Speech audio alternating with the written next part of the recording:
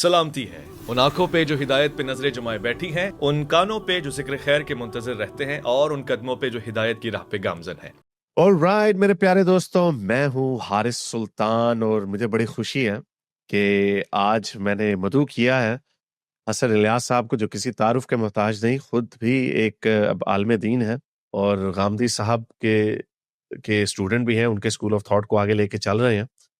اور مجھے خوشی اس بات کی ہے کہ اب ایک ایسا وقت مجھے لگتا ہے کہ آتا چلا جا رہا ہے کہ جو علماء کرام ہیں وہ بھی اب ہم سے انگیج ہو رہے ہیں، بات بھی کرتے ہیں، کئی تو پہلے بھی کرتے تھے آف کیمرہ پیچھے سے، لیکن اب یہ اس کو نارملائز کیا جا رہا ہے۔ میرے ایسا ایک مرتد، ایک ملحد کے ناطے میرے لیے یہ خوشی کی بات اس لیے، اور میرے جیسے جو اور لوگ ہیں پاکستان میں جو جن کو یہ شکوہ رہا کہ ہم ڈر کے رہتے ہیں، چھپ کے رہتے ہیں، ہماری ایگزسٹنس کو تسلیم نہیں کیا جاتا، اور اگر کیا جاتا تو ایک ہی ناطے سے کیا جاتا تو لا دے بنا دی تو یہ جو حسن الیاس صاحب، میں بڑا مشکور ہوں آپ کا کہ آپ نے ایک طریقے کی لیجٹمیسی دی، اور بلکہ ہمارے جو کامن فرینڈ ہیں حمزہ علی عباسی، ان کا ابھی ہم ذکر کر رہے تھے، ان کو میرا ذہن میں ان کا تھینک یو کرنا آ رہا ہے، کیونکہ انہوں نے اس وقت میرے سے بات کی جب کوئی بھی بات کرنا کہ نام بھی لیتے ہوئے ڈرتا تھا، اور وہ اللہ کے بندے نے، نہ ڈر آدمی نے اسے کہا نہیں ہم تو بات کریں گے بھائی، اور اس واقعے کو بھی میں 6-7 سال ہو گئے ہیں، تو وہ بھی آپ کے ہی شاگرد ہیں، آپ غامدی صاحب کے شاگرد ہیں، آپ کے اسکول آف تھاٹ سے وہ بلونگ کرتے ہیں۔ تو ابھی سوال جواب کا سلسلہ شروع کرتے ہیں حسن بھائی، لیکن اس سے پہلے کچھ آپ بتانا چاہیں کہ یہ آپ نے کیوں ضروری سمجھا کہ میرے جیسے بندے کو، جس کو لوگ یعنی گھبراتے ہیں فار گڈ ریزن، میں تو خود بڑا گھبراتا ہوں لوگوں کو، عام جو مین اسٹریم کے لوگ ہیں ان کو اپروچ کرتے ہوئے میرے سے ویسے پرائیویٹلی بات کرتے ہیں کہ یار کہ ان کے لیے بیچاروں کے لیے پرابلم نہ ہو جائے، تو کیوں آپ نے کیا آپ کو کس کیڑے نے آپ کو کاٹا کہ آپ نے کہا چلیں جی حارث سے بات کر لیتے ہیں؟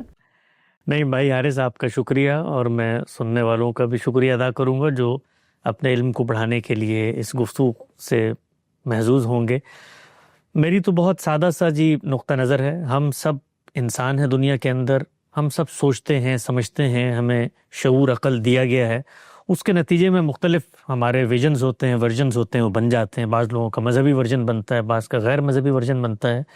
تو as a knowledge of student کے اور ٹروتھ سیکر کے، دس از اپرچونٹی کہ ہم چیزوں کو شیئر کریں، اور میں تو اسی احساس کے ساتھ ہر جگہ دنیا میں جہاں بلایا جاتا ہے، جو مجھے اپنی طبیعت کے موافق چیزیں لگتی ہیں، جاتا ہوں کہ مجھے کچھ نیا سیکھنے کو ملے گا، اور میری اپنی جو انڈرسٹینڈنگ ہے اس میں اگر کوئی خرابی ہے، اس میں اگر کوئی کمی ہے تو وہ ایکسپوز ہوگی، خود میرے سامنے ایکسپوز ہوگی، کیونکہ میں نے ریلیجن کو دنیا میں اپنی کسی، سچی بات یہ ہے کہ کوئی یعنی دنیاوی مقصد کے لیے نہیں اپنایا۔ اگر میرے لیے یہ بات واضح ہو جائے کہ ریلیجن کی حقیقت نہیں ہے، یا جو کچھ نقطہ نظر میں بیان کر رہا ہوں اس کے اندر کوئی اس کام میں غلطی ہے، سو آنیسٹلی مطلب یہ کوئی اتنا بڑا سودا نہیں ہوگا کہ ہم اس طرح کی چیزوں سے رجوع کر کے کوئی ایسا نقطہ نظر جو عقل کو، انسانی خرد کو متاثر کرتا ہو، متوجہ کرتا ہو، موجودی سوال کا جواب دیتا ہو، تو اس کو اپنا لیا جائے گا۔ تو میں کسی عالم سے گفتگو کرنا، مذہبی عالم ہو، غیر مذہبی عالم ہو، کوئی مفتی ہو، کوئی مولد ہو، کوئی ایتھیسٹ ہو، کوئی سیکولر ہو،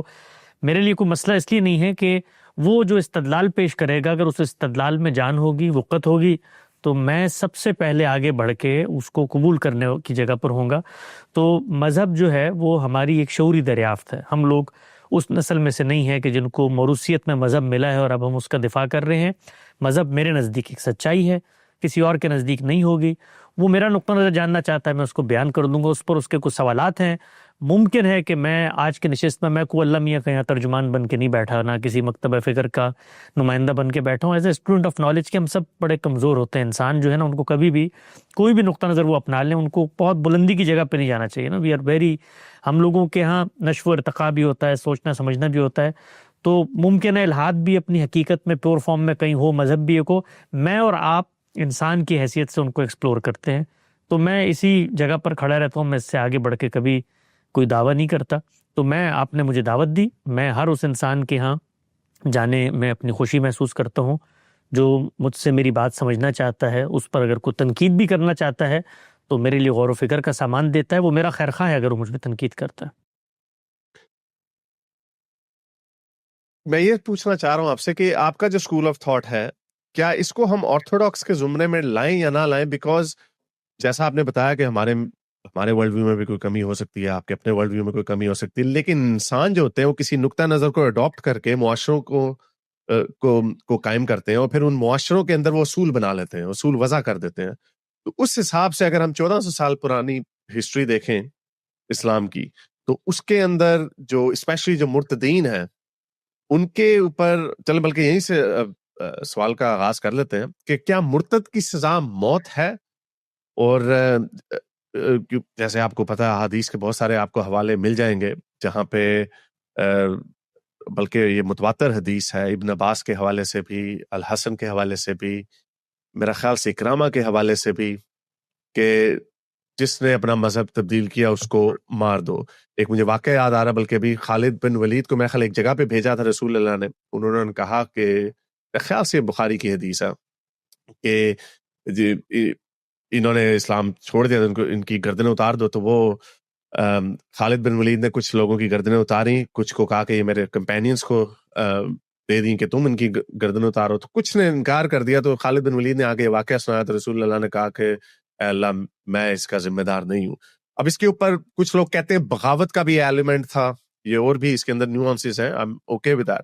لیکن جو ان سے ہٹ کے، لیکن جو اس کا ایک نارم سیٹ ہو گیا، جو میں نے آپ کو بتایا کہ جب ہم معاشروں کو تشکیل کرتے ہیں تو اس کے اوپر ہم کچھ اصول بنا لیتے ہیں، اور ان اصولوں کے اوپر پھر معاشرے کو آگے لے کے چلتے ہیں. تو 1400 سال سے ایک نارم چلتا چلا آ رہا ہے کہ اگر کوئی مرتد ہے تو اس کی گردن اتار دو. اب آپ اپنا بھی موقف بتا دیں کہ کیا مرتدوں کی گردنیں اتارنی چاہیے یا نہیں آپ کی اسکول آف تھاٹ میں، اور اگر آپ کا آنسر ڈفرینٹ ہے کہ نہیں اتارنی چاہیے، تو یہ جو 1400 سال سے ہوتا چلا آ رہا ہے اس کا کیا، اور جو اس کو کیسے بدلیں گے؟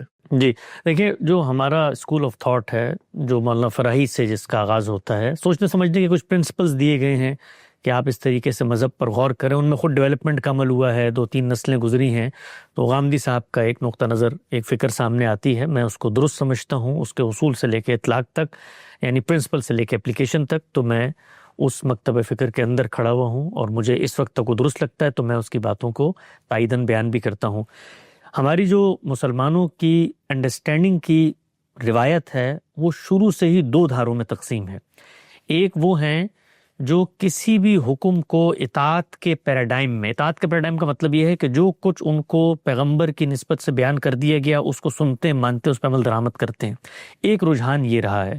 دوسرا رجحان یہ رہا ہے جس کو ہم کہتے ہیں فقہ اور تدبر کا منہاج، یعنی لوگ غور و فکر کرتے تھے، کوئی بھی حکم ان کے سامنے آتا ہے اس کی ایپسٹیمولوجی، اس کا اصل، اس کی ریزننگ، اس کو دریافت کرتے تھے اور اس پر اپنی ایک رائے بناتے تھے.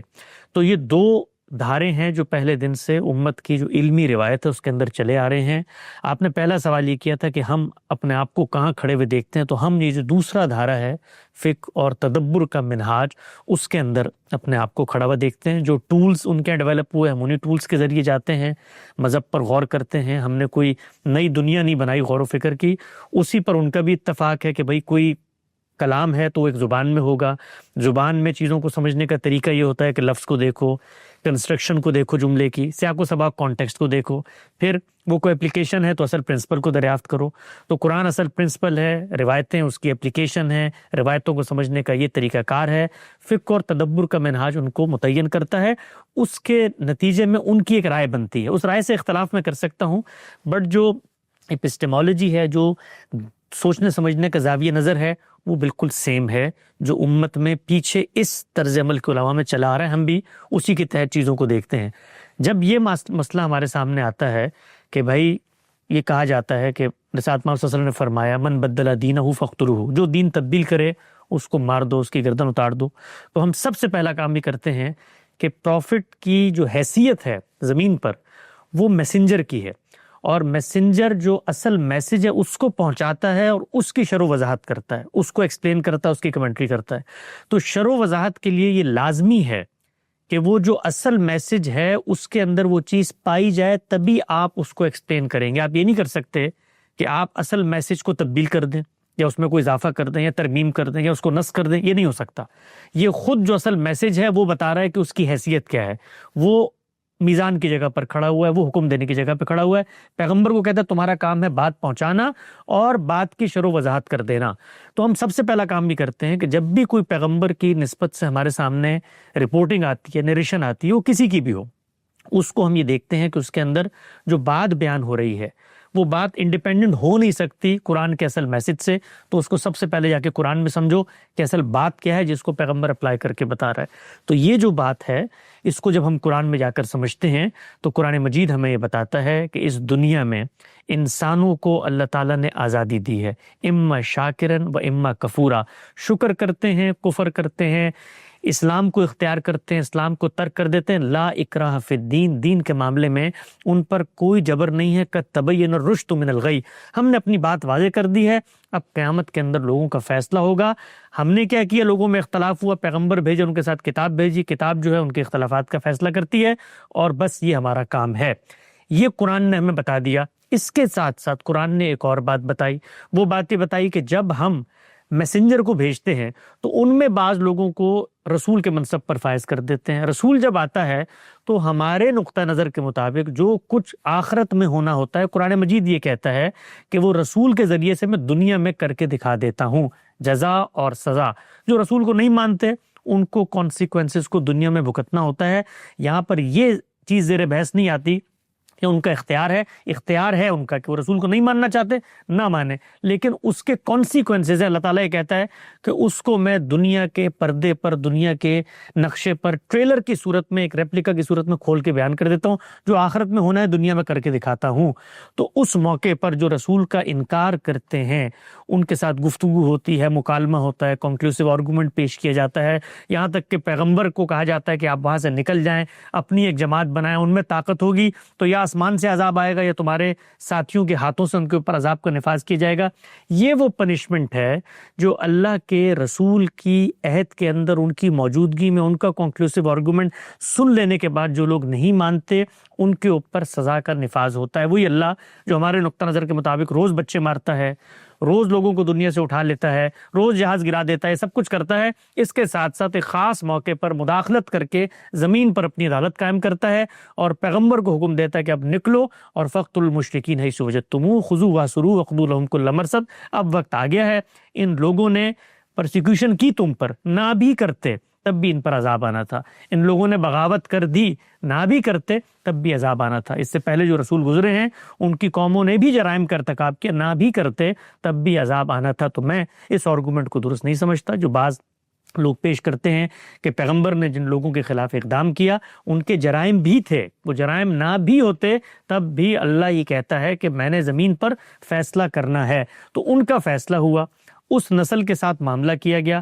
اس نسل کے لوگوں میں جنہوں نے انکار کیا ان کا خاتمہ ہوا، جنہوں نے اقرار کرنے کے بعد انکار کر دیا تو ان کے ساتھ بھی وہی معاملہ ہوا. یہ وہ مرتدین تھے، یہ وہ رسول اللہ صلی اللہ علیہ وسلم کے منکرین تھے جن کے بارے میں آپ صلی اللہ علیہ وسلم نے فرمایا ہے کہ من بدل دینہ. اس موقع پر اب صورتحال یہاں تک آ گئی ہے کہ اللہ کا عذاب آئے گا اور ان کا زمین سے خاتمہ کر دیا جائے گا. اسی موقع پر باقی جو روایتیں ہیں اس میں رسول اللہ نے فرمایا کہ جعل اللہ رزق تحت ظل رمی، میرا رزق تلواروں کے سائے میں لکھ دیا گیا ہے.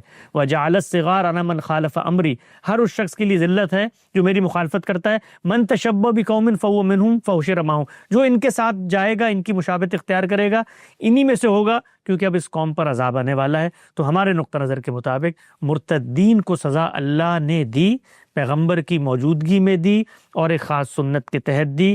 اس کے بعد قیامت تک کسی انسان کو یہ حق حاصل نہیں ہے کہ وہ کفر، شرک، ارتداد کی بنیاد پر، یہ خدا کے جرائم تھے، خدا نے اپنا پیغمبر بھیج کے اس کے ذریعے ان کی سزا نافذ کر دی. کسی شخص کو روئے زمین پر یہ اختیار پیغمبر کے بعد نہیں ہے کہ وہ لوگوں کے کفر و ایمان کا فیصلہ کرے اور ان کی بنیاد پر ان پر کوئی سزا نافذ کرے. اوکے، لیکن کچھ کیسز ہمیں ایسے بھی ملتے ہیں جہاں پہ رسول اللہ کی وفات کے بعد فار ایگزامپل حضرت علی نے کچھ مرتدین کو جلا دیا، پھر ابن عباس نے کہا کہ ان کو سزا. تو کیا یہ جو تابعین کے اوپر بھی وہ لاگو ہوتا تھا، اور جو اس کے بعد جب ختم ہو جاتا ہے سلسلہ، جب سارے لوگ جو رسول اللہ کی زندگی میں حیات تھے وہ بھی گزر جاتے ہیں، تو پھر اس کے بعد آپ یہ ایرا کی بات کر رہے ہیں کہ تب سے یہ شروع ہوتا ہے کہ اس کے بعد جو مرتدین آتے ہیں ان کے اوپر یہ رول اپلائی نہیں کرتا. جی، صحابہ کرام کا جو معاملہ تھا وہ رسالت مآب صلی اللہ علیہ وسلم کے مشن کے ساتھی تھے. جو کچھ ذمہ داری رسول اللہ کو دی گئی تھی اس کو انہوں نے ہی پورا کرنا تھا. خود رسول کی موجودگی میں بھی انہی کے ہاتھوں سے ہوا. تو یہ بات خود پیغمبر نے بھی واضح کر دی ہے اور اللہ تعالیٰ نے بھی واضح کر دی ہے سورہ توبہ کے اندر کہ اب آگے کے جو معاملات ہیں اس کو پیغمبر نے طے کر دیا ہے. اس کی زندگی میں یہاں تک معاملہ ہوا ہے, اس کی زندگی کے بعد یہاں تک معاملہ ہوگا, اس سے آگے تم نہیں بڑھ سکتے.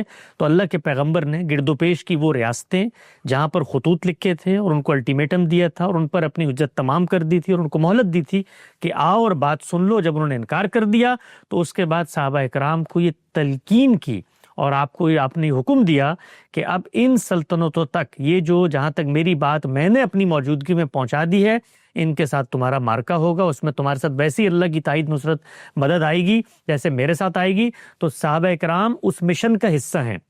ان کی حد تک جو کچھ ہوا ہے وہ پیغمبر کے ساتھ جو خاص سنت ہے اس کے ساتھ جڑا ہوا ہے. وہ کوئی الگ سے کام نہیں کر رہے, وہ پیغمبر کے کہنے پر ہی. آپ خود صحابہ اکرام کا بیان پڑھے نا کہ جب وہ جنگوں میں گئے ہیں, مثلا قادسیہ کی جنگ میں گئے ہیں, مغیرہ بن شعبہ, ان کا پورا خطبہ آتا ہے, وہ یہ بتا رہے ہیں کہ اس پیغمبر نے رخصت ہوتے ہوئے ہمیں یہ کہا. اسی طرح سے پیغمبر نے صحابہ کو کہا کہ لاخرجن الیہود والنصارى من جزیرۃ العرب, اس جزیرہ عرب سے ان لوگوں کو نکالنا ہے. خدا کا معبد ہے, یہ خدا کی توحید کا مرکز ہے, یہاں پر یہ لوگ نظر نہیں آئیں گے. تو وہ جو نسل تھی ان کو نکالنے کے مشن پر صحابہ کو ہی مامور کیا گیا, اور وہ نسل زندہ تھی. ان کے اندر اگر کوئی مرتد ہوتا ہے تو صحابہ کے ذریعے سے اس پر رسول اللہ صلی اللہ علیہ وسلم کی تلقین ہدایت کے مطابق اور اس سنت اللہ کے مطابق جس کا مجھ سے اور کسی مسلمان سے کوئی تعلق نہیں ہے, انہوں نے بھی اطلاق کیا. اوکے, تو یہ ایز اے مرتد تو میرے لیے تو بڑی خوشائند بات ہے, اور جو مرتدین پاکستان یا مسلمان ملکوں میں رہتے ہیں. لیکن کیا وجہ ہے کہ پھر چاروں اسکول آف تھاٹس میں, ابن تیمیہ میں بھی, صرف میرے خیال حنفی میں شاید مرتد عورت کی سزا موت نہیں اس کی ہے کہ جب تک قید میں ڈال دو, ورنہ باقی ساری جو ہے اسکولز آف تھاٹ ہے, مذاہب, ان ساروں کے اندر مرتد کی سزا موت ہے. اور جیسے میں نے آپ کو بتایا 1400 سال سے یہ روایت بھی چلتی چلی آ رہی ہے اور ابھی بھی اس کے بدلنے کا کوئی چانس نہیں. تو آپ کی جو ایکسپلینیشن ہے, ایک تو obviously فرنج ہے, I'm sure you wouldn't disagree with that either. تو اس کو بدلا کیسے جا سکتا ہے, اس کو کیسے رائے عامہ میں بدلا جا سکتا؟ جی, اس میں جو غلطی پیدا ہوئی ہے, جو کچھ ہمارے کنٹمپرری اسکول آف تھاٹس ہیں, یہ شروع سے لے کر آج تک ہزاروں کی تعداد میں علماء ہیں, نقطہ نظر ہیں. پرابلم میں آپ کو سمجھاتا ہوں پیدا کہاں سے ہوا. پرابلم یہاں سے پیدا ہوا کہ جب اللہ تعالیٰ نے پیغمبر کے ذریعے اپنی بات پہنچائی, کنکلوسیو آرگومنٹ دیا, ہجرت و برات ہوئی, سب کچھ ہو گیا, اس کے بعد جس وقت اللہ کی سزا کو نافذ کرنے کے لیے اللہ تعالیٰ نے پیغمبر کو تلقین کی, ہدایت کی, تو وہ سورہ توبہ کے اندر ہے. وہاں پر دو گروہوں میں اللہ نے سزا کو تقسیم کیا ہے. جو اہل کتاب ہیں, بلیورز آف دی بک ہیں, کرسچن اور جوس اس زمانے کے, وہ چونکہ اصلاً خدا کو مانتے تھے اور وہ پیغمبر کی رسالت کا انکار کر رہے تھے, اور دوسرا گروہ وہ تھا جو شرک کر رہے تھے اور شرک کو ہی بطور دین اپنائے ہوئے تھے. تو اللہ نے ان کی سزا میں ایک ڈفرینشیٹ کیا, اور ان کے جرائم کے لحاظ سے اور ان کی حیثیت کے لحاظ سے جیسے وہ اپنے آپ کو پیش کرتے ہیں. تو پہلا بتایا مشرکین مکہ کے بارے میں کہ بھائی ان کے ساتھ کیا معاملہ ہوگا, اور دوسرا بتایا اہل کتاب کے معاملے میں. تو مشرکین کے ساتھ جو معاملہ ہوگا, جو کچھ قرآن میں لکھا ہوا ہے, اس کے بارے میں تو امت کا ایک بڑا نقطہ نظر یہ رہا کہ بھائی یہ رسالت مآب صلی اللہ علیہ وسلم اور اس دور کی پہلی نسل کے ساتھ خاص حکم ہے, اس کا تعلق بعد کے لوگوں سے نہیں. آپ یہ دیکھیے نا, اس کے بعد دنیا بھر میں مشرکین آخر زندہ رہے, مسلمانوں کو 1000 سال حکومت رہی, اس کے اندر زندہ رہے, ہندوستان میں ہم اتنا عرصہ رہے, اس کے اندر زندہ رہے. کبھی ہم لوگوں نے مشرکین کو مارنے کی بات نہیں کی کہ بھائی ہندو ہے اس کو مار دو, قرآن میں لکھا ہوا ہے. حالانکہ قرآن میں تو لکھا ہے فقتل المشرکین, یہ مشرک جہاں ملیں حیث وجدتموہ خذوہ واحصروہ وخذوا, گھات لگا کے بیٹھے ہوئے ان کو مار دو. تو پہلی بات کو تو صحیح سمجھا گیا. جو دوسری بات تھی, اس دوسری بات کو ہمارے علم نے جنرلائز کر دیا, اور انہوں نے کہا بھئی یہ اہل کتاب جو ہیں ان کے ساتھ تو اب یہ قیامت تک حکم ہے, اور ان کے اندر یہ لوگ پیدا ہوں گے, ان کے اوپر جرائم کا اطلاق بھی ہوگا. اسی کی ایک ایکسٹینشن ہے, یعنی وہ جو حکم جب کھل گیا تو اسی کی ایکسٹینشن میں کہ جس وقت اہل کتاب کے ساتھ صحابہ اکرام نے معاملہ کیا تو وہاں مرتدین کو ہی مارا. تو مرتدین کی چیز کو قرآن مجید کے اس حکم کے تحت ڈال کر جو روایتیں تھیں ان کو ان سے متعلق کر دیا گیا. تو اصل جو خرابی ہوئی ہے انڈرسٹینڈنگ میں, وہ حدیث میں نہیں ہوئی, وہ اصل میں قرآن کی انڈرسٹینڈنگ میں ہوئی ہے. وہاں جا کر ہم یہ ان کو بتاتے ہیں کہ بھائی یہ جو کچھ تم پہلے حکم کے بارے میں کہہ رہے ہو یہی دوسرے حکم کے بارے میں بھی ہے. یعنی جو پہلے طبقے کے ساتھ پیغمبر نے کی، اگر وہ اس زمانے تک، اس نسل تک، اس وقت تک خاص تھا، تو یہ دوسرا حکم بھی صرف کریکٹر چینج ہوئے انہی تک خاص ہونا چاہیے۔ تو آپ یہ دیکھیے کہ صرف مرتدین کا مسئلہ نہیں، ہمارے ہاں جو جہاد اور قتال کا پورا نیریٹو بنا ہے، اس میں بھی پوری دنیا میں غیر مسلموں کو حق حکومت نہیں ہے، اور پھر ان کے اوپر غلبہ حاصل کرنا ہے اور ان کو طاقت کرنا ہے، یہ سارا نیریٹو بھی بنا۔ تو بیسیکلی قرآن کی ایک غلط انڈرسٹینڈنگ کے نتیجے میں یہ نیریٹو بننا شروع ہوا، پھر اس کی تائید میں وہ روایتیں جن کو اس قانون کے تحت سمجھنا تھا اس کو جنرلائز سمجھا گیا، اور کرتے کرتے کرتے کرتے صورتحال یہاں تک آ گئی کہ مسلمانوں نے جو کام پیغمبر کے کرنے کا تھا، کفر، شرک اور ارتداد، ان کو قابل سزا جرم سمجھ لیا۔ اب جب وہ قابل سزا جرم سمجھے گئے تو جو سزائیں ان کی پیغمبر نے دی تھیں، مسلمانوں نے پیغمبر کی جگہ پر اپنے آپ کو سمجھ کے کہ اب یہ فریضہ ہم نے انجام دینا ہے، وہ انجام دینا شروع کر دیا۔ اور اس میں جو دوسری غلط فہمی ہوئی، وہ جو آپ نے پہلا سوال پوچھا تھا، بہت اچھا سوال تھا، کہ صحابہ اکرام نے بھی تو آخر یہ کام کیا۔ تو غلط فہمی کا اضافہ اس سے ہوا کہ اگر یہ پیغمبر تک خاص چیز ہوتی تو صحابہ کرام تو یہ نہ کرتے، تو پھر انہوں نے اس کو وہاں سے پرسیو کیا کہ بھئی دیکھو پیغمبر کے بعد صحابہ بھی کر رہے تھے، لہٰذا یہ جنرلائز حکم ہے۔ حالانکہ صحابہ جو ہیں وہ 1 انچ اس جگہ سے آگے نہیں بڑھے جہاں تک پیغمبر نے کہہ دیا تھا اور ان کو روک دیا تھا کہ بھئی یہ جزیرہ نما عرب ہے، یہ گرد و پیش کی ریاستیں، ہم نے اس کو محفوظ کرنا ہے، اس کے علاوہ آپ نے آگے نہیں بڑھنا۔ وہاں پر رک گئے وہ لوگ، لیکن اس کے بعد کی جو نسلیں ہیں وہ آگے بڑھیں۔ وہ جب آگے بڑھی تو دنیا کو جو اصول تھا کانکر کرنا ہے، آپ نے حملہ آور ہونا ہے، اس کی کوئی ذمہ داری اسلام کے اوپر نہیں ہے۔ فاتحین آئے، اس کے بعد کرتے انہوں نے لاکھوں لوگ مارے، بندے مارے، اسلام کا نام لیا اور کفار کے خلاف جہاد کے فتوے دیے، دین کا اس سے کوئی تعلق نہیں ہے۔ تو یہ غلط فہمی ہوئی جس کی وجہ سے ہماری امت جو ہے وہ ان چیزوں کو اس طرح سے لیتی ہے، اور یہاں تک آپ یہ دیکھیے جو ہمارے یہاں القاعدہ پیدا ہوئی، آئیسس پیدا ہوئی، جتنے یہ انتہا پسند نقطہ نظر ہیں، ٹیررزم کی جتنی آرگنائزیشن، وہ سب یہی روایتیں پیش کرتی ہیں۔ یعنی رسول اللہ صلی اللہ علیہ وسلم کی روایت ہے، امرت ان اقاتل الناس حتی یقولوا لا الہ الا اللہ، مجھے حکم دیا گیا، اور یہ روایت صحیح روایت ہے، بخاری مسلم ہر جگہ پہ آئی ہے۔ رسول اللہ نے فرمایا مجھے حکم دیا گیا ہے کہ میں لوگوں کو قتل کروں یہاں تک کہ وہ کلمہ پڑھ لیں۔ تو اب یہ ایک بالکل آؤٹ آف کانٹیکسٹ بات تھی، ان کو حکم دیا گیا تھا اس قوم کے لیے جس میں ان کو بھیجا گیا تھا، وہ خدا کی منتخب قوم بنی اسماعیل تھی جس کو اللہ نے وہاں پر بٹھایا تھا، اور وہاں پر 4000 سالہ اس کی تاریخ تھی، اس نے شرک پیدا کیا، تو اس قوم کے ساتھ اللہ نے ایک معاملہ کیا اپنے پیغمبر کو بھیج کے، اس کا دنیا کے مسلمانوں سے، دنیا کے انسانوں سے سرے سے قطعاً کوئی تعلق نہیں، اور یہ پورے دین کی اسکیم کے خلاف ہے۔ اللہ تعالیٰ اس طرح کی مداخلت قرآن یہ کہتا ہے کہ کبھی نہیں کرتے، وہ ایک ہی موقع پہ کرتے ہیں اور اس کے بعد وہ پیچھے ہٹ جاتے ہیں۔ اگر وہ یہ روز مداخلت کریں تو پھر جو ان کا اپنا پورا کا پورا نیریٹو ہے کہ تو میں نے آزمائش کے لیے دنیا بنائی ہے، لوگوں کو آزادی ہے، پھر سوال یہ ہوا کہ آزادی کس چیز کی ہے؟ بھائی آپ تو آزادی سے عمل درآمد کرنے نہیں دے رہے، تو پھر ہمیں دنیا میں آپ نے کیوں بھیجا؟ ایک طرف آپ کہہ رہے ہیں قد تبین الرشد من الغی لا اکراہ فی الدین، اور اما شاکرا اما کفورا، رستہ ہے تمہارے پاس جو چاہو کرو، پھر میں حساب کر۔ تو پھر پوری جو آخرت کا تصور ہے، اگر آپ مرتد کی سزا کو یا کفر، شرک، ارتداد کی سزا کو مان لیں تو وہ سب کا سب ختم ہو جاتا ہے خود۔ یعنی اسلامک پرسپیکٹو سے جو لوگ علماء اس نقطہ نظر کو پیش کرتے ہیں، پھر ان سے پوچھنا چاہیے پھر آپ آخرت کیوں کر رہے ہیں؟ اس لیے کہ دنیا میں ہی آپ جزا و سزا کر رہے ہیں۔ ہاں، اس کو ہم اسی لیے ایز اے ملحد یا اسکیپٹک ہم اس کو اسی طرح دیکھتے ہیں کہ یہ کانٹراڈکشنز ہے اسلام کے اندر۔ بٹ اسی لیے اس سے ایک اور جزوی سوال میرے ذہن میں پیدا ہو رہا کہ آپ نے بتایا یہ غلط فہمیاں پیدا ہوئیں، اور قرآن شریف ایک مکمل کتاب ہے، گائیڈنس کی کتاب ہے، یعنی پھر میرے ذہن میں یہ سوال آ رہا ہے کہ کیونکہ اسلام کے تو نزول کا مقصد ہی یہ تھا کہ یہودیوں اور نصارہ نے خدا کے پیغام کو بدل دیا، حالانکہ جو نیو ٹیسٹمنٹ ہے وہ اس کے اوپر ایسا کلیم نہیں ہے کہ وہ الہامی کتاب ہے، لیکن قرآن تو محفوظ ہو گیا ایک لحاظ سے، اگنورنگ دا فیکٹ کہ جو اس کی ڈفرینٹ قرات ہے، قرآن تو محفوظ ہو گیا، لیکن پھر جو اس کا معنی ہے، اصل تو معنی کی بات ہے نا، وہ تو پھر محفوظ نہ ہوا۔ کہ جو آپ کہہ رہے ہیں اتنی غلط فہمیاں ہو گئیں کہ ابھی تک 1400 سال تک ایسی اس کے اندر سے ایگزامپلز نکالی جا رہی ہیں جو آپ کی نظر میں اس کا حقیقت سے تعلق نہیں ہے، اس کا مقصد وہ نہیں تھا۔ تو کیا یہ بہتر نہ ہوتا کہ یہ کیا اس میں بھی ہم لکھاری کو جو اللہ تعالیٰ نے جو کتاب لکھی، کیا ہم اس میں اللہ تعالیٰ کو دوشی نہیں دے سکتے کہ انہوں نے اپنا پیغام اتنا سمپلی طریقے سے کیوں نہیں دیا کہ اتنے لوگوں کو کسی کو سمجھ ہی نہیں آئی کہ یہ ہو کیا رہا ہے؟ جی دیکھیں، میں نے کتنے سمپل طریقے سے آپ کو اسی کا پیغام علم سے، استدلال سے، اس کی کتاب کی روشنی میں بیان کر کے پہنچایا، اور اس پر کوئی شخص اٹھ کے کہہ سکتا ہے کہ بھئی یہ جو آپ بات کر رہے ہیں ذرا کلام میں جا کر بتائیں، تو میں شروع سے آخر تک قرآن مجید کو پڑھ کر یہ بتانے کی پوزیشن میں ہوں کہ یہ جو الفاظ ہیں دیکھیں اس کا یہ معنی ہے، یہ جملے کی تالیف ہے، یہ اس کا کانٹیکسٹ ہے، یہ اللہ کی بات میں نے سمجھی ہے، اس کی کتاب سے سمجھی ہے، جو دنیا بھر کے یونیورسل نارمز ہیں لینگویج کو سمجھنے کے، اس کے ذریعے سے سمجھی ہے، اور یہ نقطہ نظر میں نے اخذ کیا ہے. تو کوئی شخص اٹھ کر یہ بتائے کہ نہیں بھائی یہ جو بات آپ کر رہے ہیں یہ تو اس کتاب سے نکلتی نہیں ہے، یہ کوئی کہنے کی پوزیشن میں نہیں ہوگا. جو بات لوگ کہیں گے وہ یہ کہیں گے بھئی آپ سے پہلے تو لوگوں نے اس کو اس طرح سمجھا. خود دیکھیں نا مسلم جو ہماری کنٹمپریری روایت ہے، ہم لوگ جب یہ چیز پیش کرتے ہیں تو وہ ہمیں کیا کہتے ہیں کہ آپ ہی آج پہلے دن آئے ہیں، قرآن آپ ہی پر نازل ہوا ہے، آپ ہی کو اس کو مطالب سمجھ میں آئے ہیں.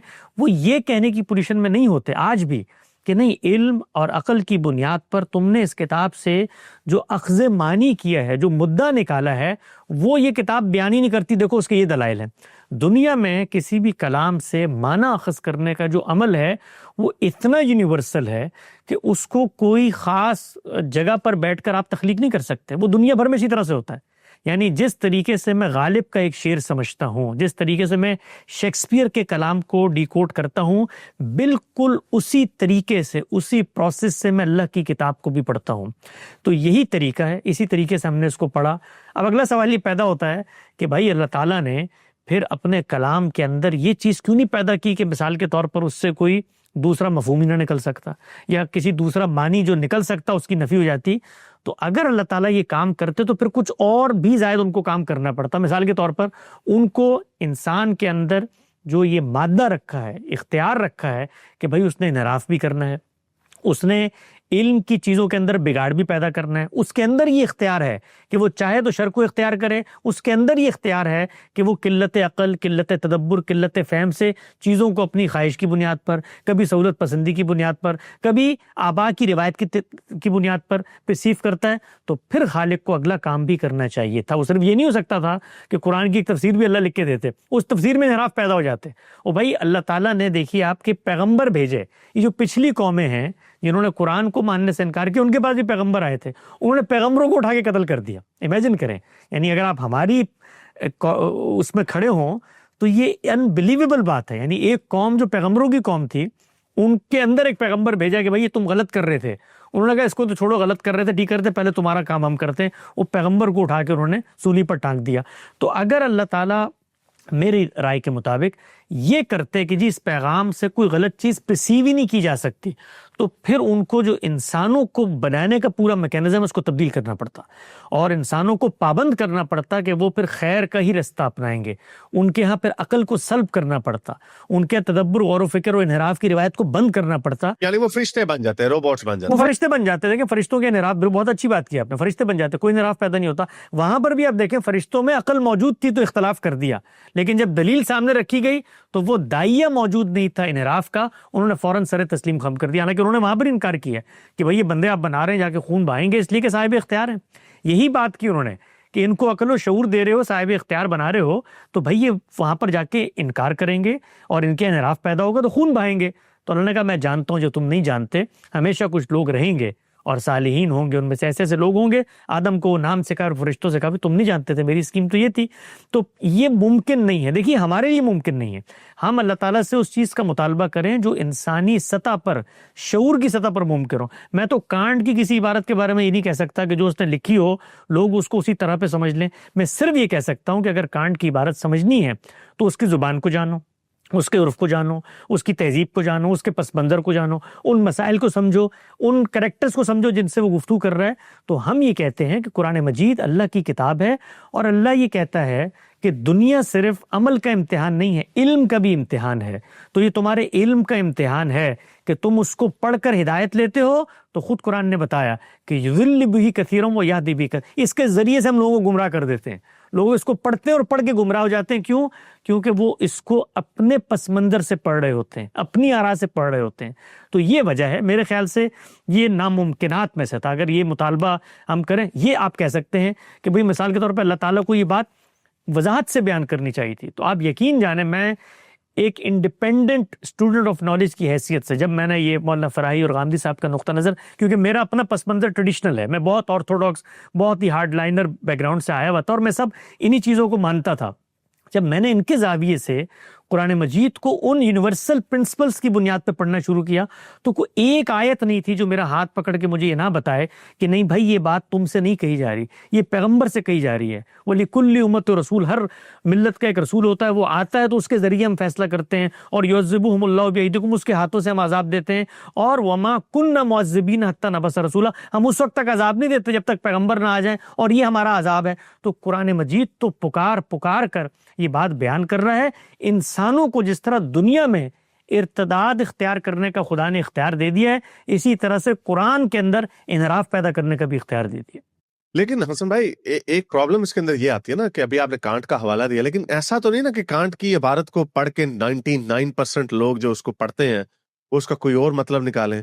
اب جیسے آپ نے جو ایک ویو پوائنٹ دیا، میں نے آپ کو بتایا سارے مذاہب میں جو پانچواں بھی اگر آپ نے ڈالنا ہے امام تیمیہ کو، اور جتنے بھی ایون انجینئر صاحب بھی کہتے ہیں ہاں مرتد کی سزا موت ہی ہے، تو یہ کیسی رائٹنگ ہے کہ ان کی وضاحت یعنی کسی کو بھی سمجھ نہیں آ رہی۔ اب جیسے آپ نے کہا نا کہ آئنسٹائن جو اس کو پڑھے نہیں، بلکہ سائنٹیفک نالج ایک ایسی چیز ہے جس کو ویسے ہی سمجھا جاتا ہے جیسے وہ بتایا جاتا ہے، یعنی کوئی بھی چیز روشنی کی رفتار سے آگے نہیں جا سکتی، اس کی سمجھنے میں پرابلم نہیں ہے۔ ہاں وہ یہ بات ہے کوئی اور چیز ڈسکور ہو جائے وہ اور بات ہے، لیکن چلے ہم فلسفے میں تھوڑا بلیک اینڈ وائٹ کم ہوتا، تو اس میں جو آپ بتا رہے ہیں صرف ایک اسکول آف تھاٹ اس کو ایک طریقے سے انٹرپریٹ کر رہا ہے، obviously in your world view کہ آپ کی انٹرپریٹیشن صحیح ہے، کیونکہ باقی اتنی بڑی تعداد ہے، تو یہ تو پھر ہم لکھاری کو تھوڑا سا دوش نہیں دیں گے کہ یہ کوئی مائنر ڈفرنس نہیں ہے 50-50، کچھ اس کو ایسے سمجھے کچھ، تو پوری ایک 99% لوگ ایسے سمجھ رہے ہیں۔ چلیں اس کو ایک اور زاویے سے میں آپ تک اپنی بات کمیونیکیٹ کرتا ہوں۔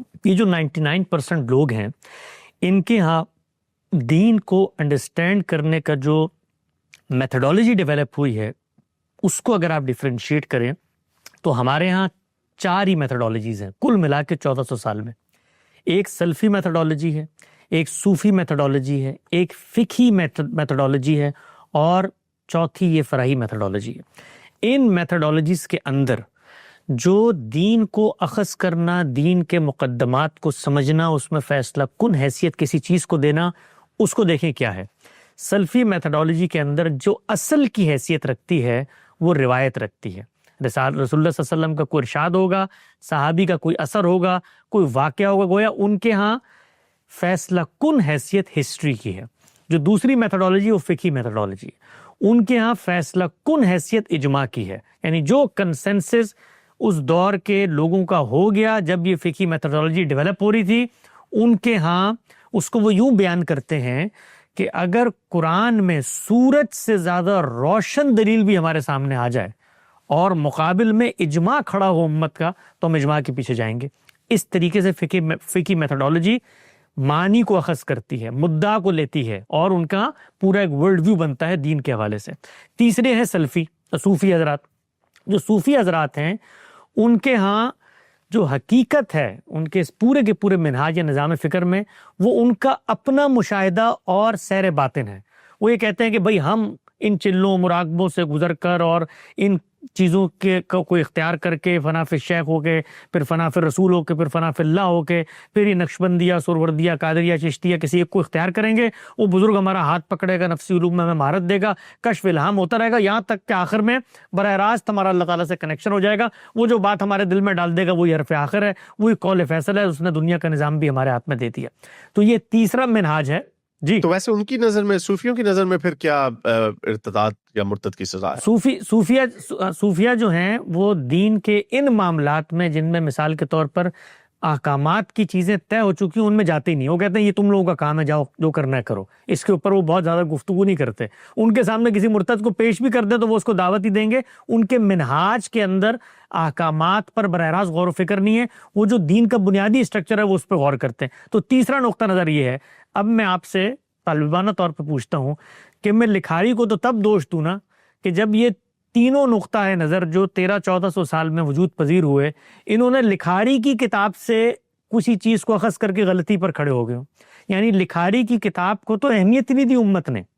اسی لیے تو ہم یہ کہتے ہیں کہ اگر آپ دین کے بارے میں کوئی بات کرنا چاہتے ہیں تو لکھاری کے پاس جاؤ بھائی، اس کی کتاب کھولو، اس کو پڑھو، اس کے الفاظ کا معنی کرو، اور وہ کوئی متفرق اقوال زری نہیں ہے، وہ اپنا ایک کانٹیکسٹ رکھتے ہیں، وہ ایک مربوط کتاب ہے، اس کے اندر صورتیں ہیں، وہ صورتیں جوڑا جوڑا کر کے آئی ہیں، اس کے پیئرز بنے ہوئے ہیں، گروپس کی صورت میں ہیں، ہر جگہ پر ایک بات ہو رہی ہے، اس کا کانٹیکسٹ خود اندر موجود ہے.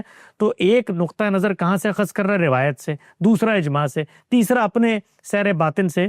تو لکھاری کو تو میں تب دوش دوں جب اس کی کتاب مجھے بھی کنفیوز کرے. تو میں تو جب اس کی کتاب کو اصل سمجھتا ہوں تو میرے سامنے تو ایک نقطے کی کوئی کنفیوژن نہیں آتی، اس لیے کہ لکھاری کی کتاب کو ہماری امت نے 1400 سال میں کبھی وہ حیثیت نہیں دی جس کے بارے میں آپ سوال کر رہے ہیں. کبھی لکھاری نے تو لکھاری نے جس طرح اس بات کو بیان کیا ہے، میں آپ سے عرض کرتا ہوں کہ آپ ملحد کی حیثیت سے جو رائے میں نے بیان کی ہے قرآن کا مطالعہ کریں. اگر قرآن کا لفظ یہ بات نہ پکار اٹھے تو آپ آ کر مجھ سے کہیں کہ یہ جو تم بات کر رہے ہو یہ تو تم نے اپنی تخیل سے بات بیان کر دی ہے، جیسے 3 نقطہ نظر بیان کرتے ہیں. لکھاری کی بات اتنی واضح ہے، اتنی محکم ہے کہ کسی جگہ سے اس کتاب کو آپ کھولیں، لکھاری اپنے مقدمے میں کنسسٹنٹ ہے کہ میں رسولوں کے ساتھ یہ کرتا ہوں. وہ شروع سے لے کر آ رہا ہے کہانی، ہر جگہ بتائے گا کہ بھائی اکفارکم خیر من اولئکم، اے محمد یہ تمہارے انکار کرنے والے پچھلے والوں سے بہتر ہیں. ام لکم براتم فی الزبر، یہ ان کے لیے کوئی امیونٹی کے سندیسے لکھ دیے؟ ہم تو ایک ہی کام کرتے ہیں، یہ ہم نے عاد کے ساتھ کیا، سمود کے ساتھ کیا، صالح کے ساتھ کیا، شعیب کے ساتھ کیا، نوح کے ساتھ کیا، تم سے پہلے ابراہیم کے ساتھ کیا، پھر ان لوگوں کے ساتھ کیا، مسیح کے ساتھ کیا، تمہارے لوگوں کے ساتھ بھی یہی ہوگا. تو لکھاری کی کتاب تو پامال مضمون ہے اس کا، لیکن ہم لکھاری کی کتاب کو اہمیت نہیں دیتے نا. It improves your odds. یہ بڑا اچھا طریقے سے آپ نے آخری پوائنٹ میتھڈالوجی کے حوالے سے بیان کیا. تو 99% نہیں، اب یہ کہیں گے کہ 75% جو ہیں وہ غلط نتیجے پہ آئے کیونکہ ان کی obviously میتھڈالوجی آپ سے ڈفرینٹ ہے. تو it improves your odds. لیکن آپ نے اس کے اوپر جو کہا کہ اللہ تعالیٰ نے ارتداد کی بھی اجازت دے دی، آپ کو دین میں بھی اجازت دے دی. تو ایک میرے ذہن میں اسی سے ایک سوال پیدا ہو رہا کہ وہ سورہ ابراہیم کی غالباً آیت ہے کہ آپ کے جو نیک اعمال ہیں، یعنی جن لوگوں نے کفر کیا اللہ سے، آپ کے جو نیک اعمال ہیں وہ راکھ کے پتوں کی طرح اڑ جائیں گے، اس کا کوئی اجر نہیں آپ پائیں گے. تو ظاہری بات ہے کہ ہماری بھی ایک اپنی میتھڈالوجی، اگر ہم ریشنل چیز کو فالو کریں اور اس سے علم حاصل کرنے کی کوشش کریں، سمجھنے کی کوشش کریں، تو اس سے کسی اور نتیجے پہ نکلیں. کیونکہ جو ابھی آپ نے کہا کہ جتنی بھی آپ نے جو لکھاری کی کتابیں پڑھی، قرآن شریف پڑھیں، تو اس کے اندر سے آپ جو نتیجہ نکالتے ہیں آپ مجھے چیلنج کریں کہ اس سے وہ ڈفرینٹ ہے، کیونکہ obviously بلیک اینڈ وائٹ چیزیں نہیں ہوتی. تو اس کو اگر کوئی اور سمجھ کے اپنی دانست میں خدا کے نتیجے پر نہیں اترتا. لیکن وہ اب میں اچھا کام کرتا ہوں، میں نے کبھی کوئی کسی کا حق نہیں مارا، ایسا باپ اپنے باپ کے فرائض پورے کرتا ہوں، ماں باپ کے فرائض پورے کرتا ہوں، کسی عورت کو اس کی مرضی کے خلاف ہاتھ نہیں لگاتا، چوری ڈاکہ نہیں ڈالتا، تو کیا، لیکن خدا پہ نہیں مانتا، تو کیا میرا پھر جہنم میں بننا جائز ہے؟ یا میری کھال کو ادھاڑنا اور پھر دوبارہ اگانا اور وہ تشدد کرنا، بڑا سیٹسٹک قسم کا جو تشدد جو بیان کیا گیا، یا وہ کرنا ضروری ہے؟ جی، اس کا فیصلہ قیامت کے دن اللہ تعالیٰ کریں گے. جس اللہ کو میں جانتا ہوں، میں یہ سمجھتا ہوں کہ اس کا یہ بنیادی وصف ہے کہ وہ کسی انسان پر ظلم نہیں کرے گا، اور اس نے قرآن مجید میں یہ بتا دیا ہے کہ میں دنیا میں تمہیں بھیجنے کے بعد جو تمہارا امتحان کروں گا اور جس کی بنیاد پہ جزا و سزا ہوگی وہ تمہارے علم کی رعایت سے ہوگا. لِيَبْلُوَكُمْ فِيمَا آتَاكُمْ، جو کچھ تمہارا علم ہے، جو کچھ تم سمجھ چکے ہو، اس کے اوپر میں تم سے سوال و جواب کروں گا.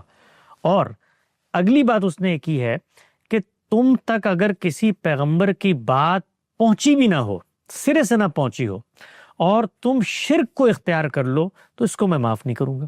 اس کا وہ آرگومنٹ دیتا ہے، وہ یہ کہتا ہے کہ پیغمبر کی بات نہیں پہنچی تو آپ کسی بھی نتیجے پر پہنچ جائیں. آپ مثال کے طور پہ ایگنوسٹک ہو گئے، بھئی مجھے تردد تھا، شبہ تھا، یہ کائنات کسی حی و قیوم ہستی نے بنائی ہے یا آپ سے آپ کائنات ہی اپنے وجود کو ثابت کرتے کرتے یہاں پہنچ گئی ہے. لیکن جب آپ شرک کرتے ہیں تو اصل میں یہ ایک اخلاقی برائی ہے، یہ بالکل اسی نوعیت کی اخلاقی برائی ہے جیسے میں آج کے دور میں کسی معاملے میں جھوٹ بولتا ہوں، کسی شخص پہ کوئی الزام لگاتا ہوں. شرک میں کیا کر رہا ہوتا ہوں؟ شرک میں یہ کر رہا ہوتا ہوں کہ میں ایک بندے کے بارے میں دعویٰ کرتا ہوں کہ اس نے فلاں آدمی کو اپنا ساتھی، اپنا سبارڈینیٹ، اپنا سانجھی، اپنا ہمسر، اپنا ہم پلہ قرار دے دیا، اس لیے میں اس کو پوج رہا ہوں. تو یہ اصل میں کسی کے بارے میں دعویٰ کر رہا ہوں. تو یہ بالکل ایسے ہی ہے کہ آج میرے بارے میں اگر کھڑے ہو کے سوسائٹی میں کوئی دعویٰ کرے نا کہ بھئی یہ آدمی تو ڈاکو ہے، یہ آدمی تو چور ہے، تو میں اس کو اپنی آبرو پر حملہ سمجھتا ہوں. اور اخلاق کا مسئلہ ہے یہ، شرک دین کا مسئلہ نہیں ہے، شرک اخلاق کا مسئلہ ہے. تو اللہ تعالیٰ یہ کہتے ہیں کہ تم یہ تو کہہ سکتے تھے بھائی کہ مطلب مجھ تک خبر ہی نہیں پہنچی، تم نے شرک شروع کر دیا. یعنی میرے نام پر مجھ سے منسوب کر کے یہ باتیں کہنی شروع کر دی کہ خدا نے مجھے یہ کہا ہے کہ فلاں میرا ساتھی جاؤ اس کو پوجو، فلاں میری بیٹی ہے جاؤ اس کو پوجو، فلاں میرا بیٹا ہے جاؤ اس کے. تو یہ تو میں معاف نہیں کروں گا، اس لیے کہ نالج نہ بھی ہوتی تو تمہیں اللہ نے اتنا عقل شعور دیا ہے. جس طرح تم اپنے بارے میں حساس ہو، کیا تم خود کبھی کہو گے بازار میں نکل کے آؤ میرے ساتھ چوری کرو، آؤ مجھے لوٹو، آؤ میرے ساتھ جناب کبھی نہیں کہو گے. کیوں نہیں کہو گے؟ اس لیے کہ شعور تمہارے اندر ہے. تو جو شعور تمہارے اندر تمہارے بارے میں تھا وہ میرے بارے میں کبھی پیدا نہیں ہوا. تو مشرکین سے تو وہ یہ مکالمہ کرتا ہے کہ قیامت میں آؤ گے، گفتگو کروں گا، پوچھوں گا، کوئی عذر ہے تو سنوں گا، لیکن اگر کوئی عذر نہیں ہوا تو اس اخلاقی جرم کو جو تم نے دنیا میں میرے بارے میں جھوٹ بولا ہے، جس طرح تمہیں تردد ہوتا تمہارے بارے میں جھوٹ کے، میں سوال کروں گا، یہ میرا حق ہے.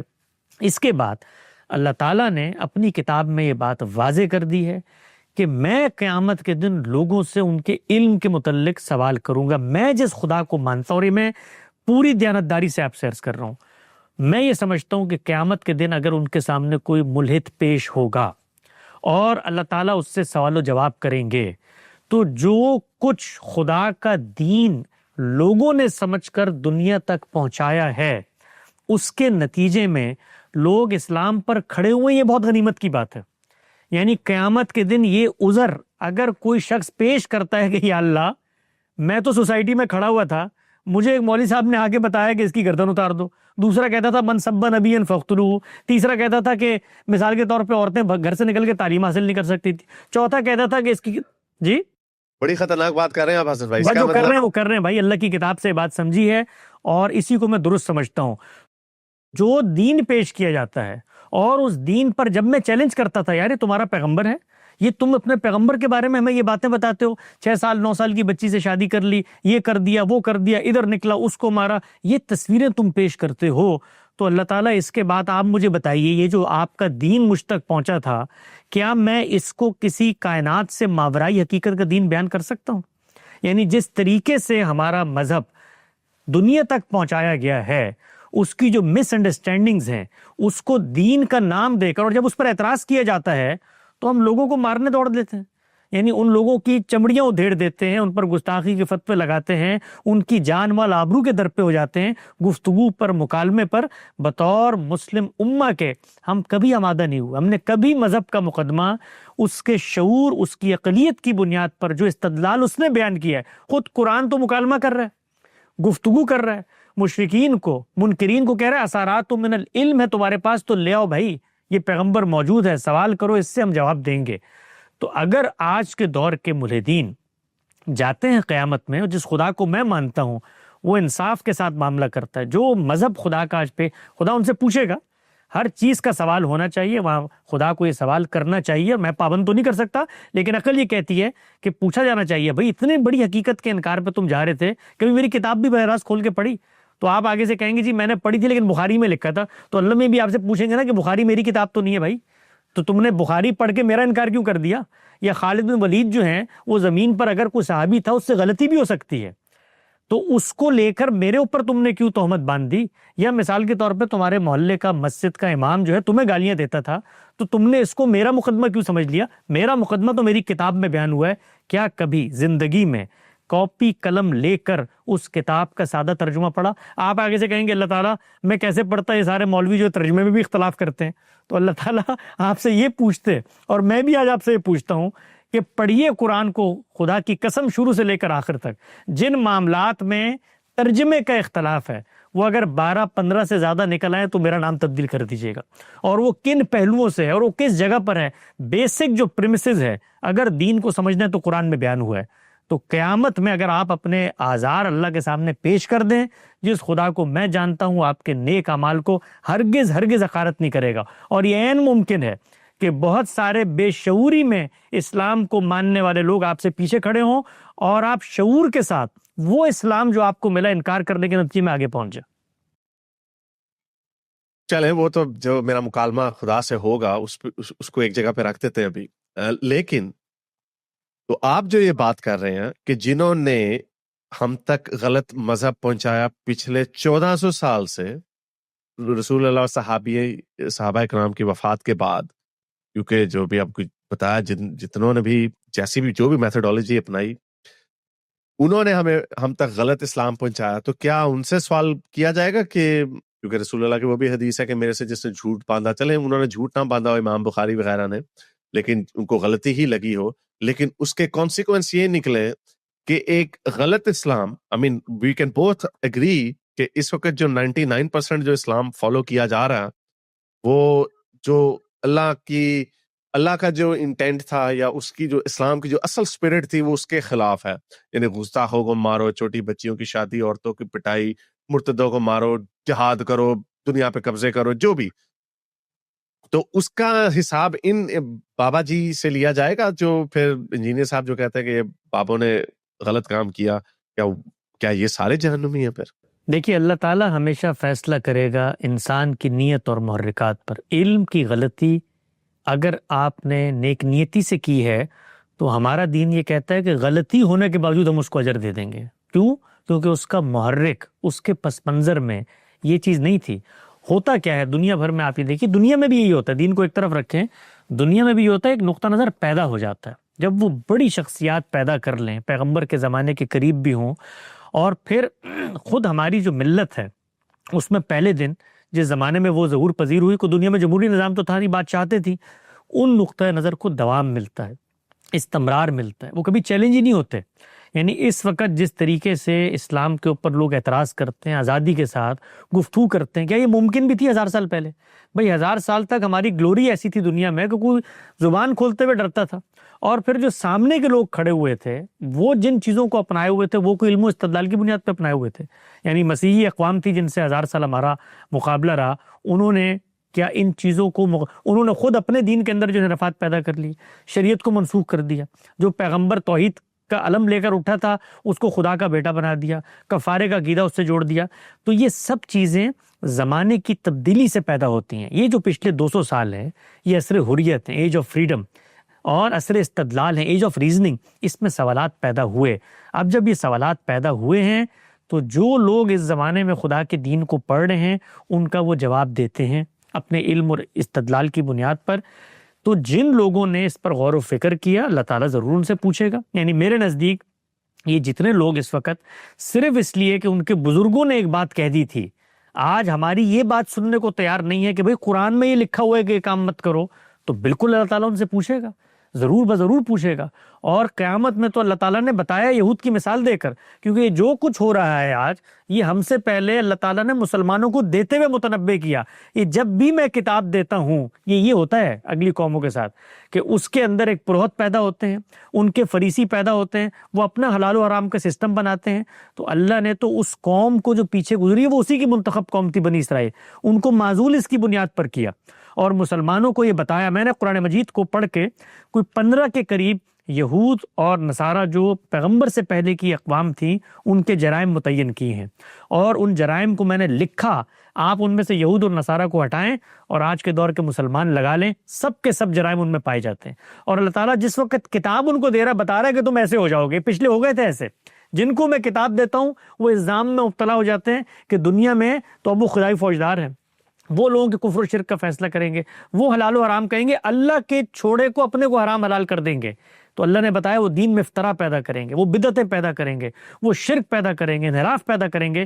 یہ سب کچھ تم بھی کرو گے، اس سے باز رہنا. تو یہ سب کچھ ہوتا ہے، بالکل اسی طریقے سے حساب و کتاب ہوگا. علم کی بنیاد پر، اخلاص کی بنیاد پر لوگوں سے سوال و جواب بھی ہوگا. جہاں قلت علم، قلت تدبر ہوگا وہاں لوگوں کو رعایت ملے گی. جہاں پر قبول حق کی رکاوٹوں میں انہوں نے بزرگوں کی باتیں اپنائی ہوں گی، استکبار اپنایا ہوگا، وہاں پر جزا و سزا بھی ملے گی. ابھی آپ نے ایک ذکر کیا ایک چیز کا، اگر آپ اجازت دیں تو میں اس پہ کمنٹ کرنا چاہتا ہوں عورتوں کے مارنے کے حوالے سے. آپ دیکھیے کہ ہمارے ہاں اجازت ہے تو میں بات کر سکتا ہوں؟ جی ضرور ضرور. دیکھیے ہمارے ہاں میں جس وقت دنیا میں جہاں جاتا ہوں جدید پڑھے لکھے لوگوں سے ملتا ہوں وہ مجھے بتاتے ہیں یار یہ تمہارے خدا کی کتاب ہے. یعنی میں آج کی اپنی سویلائز سوسائٹی کے اندر بیٹھی ہوئی بچی کو بھی یہ کتاب کیسے پیش کروں کہ جس کے اندر تمہارے خدا نے یہ لکھا ہوا ہے کہ عورتوں کو جو ہے وہ مارا جا سکتا ہے؟ تو میں ان سے پلٹ کر کہتا ہوں کہ ذرا اس کتاب میں اس رائے کو خود اس کے کانٹیکسٹ میں کھول کے دیکھ لو، کیا وہ یہ بات کر رہا ہے جو بات تم سمجھ رہے ہو؟ اور اگر وہ یہ بات نہیں کر رہا تو بھائی پھر جو بات وہ کر رہا ہے پہلے اس کو اس کے کانٹیکسٹ میں تو رکھو، اس کے میرٹ ڈی میرٹ پہ تو پرکھو، اگر وہ غلط ہے تو اس کو وہاں بھی ریفیوٹ کرو۔ تو آپ یہ دیکھیے کہ دنیا کے اندر ہمیشہ نیوسنس اور سرکشی یہ قابل سزا جرم رہا ہے۔ انسانوں نے جس وقت سوسائٹی میں رہنا شروع کیا اس وقت سے لے کر آج کی متمدن ریاستوں میں اگر آپ سرکشی اختیار کرتے ہیں، بغاوت کرتے ہیں، سسٹم کو ماننے سے انکار کر دیتے ہیں تو اس پر سسٹم ریٹیلیٹ کرتا ہے، اس کے کچھ کانسیکوینسز ہوتے ہیں۔ وہ کانسیکوینسز اسٹیٹ لیول پہ بھی ہوتے ہیں، وہ کانسیکوینسز معاشرے کے لیول پہ بھی ہوتے ہیں۔ خود انسانوں نے جو ورلڈ آرڈر بنایا اس میں مرد باہر جاتا تھا، کما کے لاتا تھا، خاندان کا سربراہ بنتا تھا، عورت شادی کر کے آتی تھی، اس کو طلاق دے کے کبھی چھوڑ دیتا تھا، کبھی رکھ لیتا تھا، تو وہ بریڈ ونر تھا، وہ خاندان کا سربراہ تھا۔ اللہ نے اس صورتحال کو جو زمین پہ پہلے سے موجود تھی اس کو سامنے رکھ کر یہ بتایا کہ یہ جو ادارہ تم نے بنایا ہے یہ خاندان کا ادارہ اتنا ناگزیر ہے کیونکہ کل بچہ پیدا ہو جانا ہے، اور بچہ پیدا ہوگا تو اس کی پرورش ہوگی، نگرانی ہوگی، پرداخت ہوگی، اٹھا کے پھینک تو نہیں سکتے۔ اور خدا یہ کہتا ہے کہ میری جو پوری اسکیم ہے کہ بھائی دنیا میں بندے پیدا کرنے ہیں، پھر امتحان کرنا ہے، وہ سب خراب ہو جائے گی کیونکہ بچے تو پل کے بڑے نہیں ہو سکتے، شعور کی عمر کو پہنچ نہیں سکتے۔ تو اس خاندان کے ادارے کی حفاظت کرو، یہ تمہاری پاکیزگی کے لیے بھی ضروری ہے۔ اس میں اگر کوئی عورت سرکشی پر اتر آتی ہے تو یہ اس کے کچھ کانسیکوینسز ہیں، وہ خاندان کو اگر توڑ، سرکشی اس کا مطلب نہیں ہے نمک مرچ کم ہو گئی، یہ شوہر کی بات نہیں مانی، شوہر کو شوہر ماننے سے انکار کر دیتی ہے، تو یہ بھی ایک جرم ہے۔ اس جرم کی سزا دین نے تجویز نہیں کی کہ مرد دیں گے، مرد ہمیشہ سے دیتے چلے آئے ہیں، آج بھی دے رہے ہوتے ہیں۔ ان جدید ریاستوں میں آپ اٹھا کر دیکھ لیں، عورتیں بھی دے رہی ہوتی ہیں، مرد بھی دے رہے ہوتے ہیں۔ یہ انسانوں کا بنایا ہوا ایک نارم تھا۔ قرآن نے اس موقع پر کہ جب خاندان ٹوٹ رہا ہے اپیل کی کہ بھائی اس خاندان کو بچا لو، اور یہ جو کچھ تم کرتے ہو سرکشی کو روکنے کے لیے اس کے اندر ایک ترتیب بتا دی کہ یہ مت کرو کہ اٹھ کے مارنا دھاڑنا شروع کر دو، سب سے پہلے تم اس کو تلقین کرو، نصیحت کرو کہ اس خاندان کو نہ توڑو، یہ بچے برباد ہو جائیں گے، اگر تم سرکشی پہ اتری بھی ہو تو اس سے یہ نقصان پہنچے گا۔ اگلی بات بتائی کہ اس سے بستر الگ کر لو تاکہ کوئی نفسیاتی طور پہ اس کو احساس ہو۔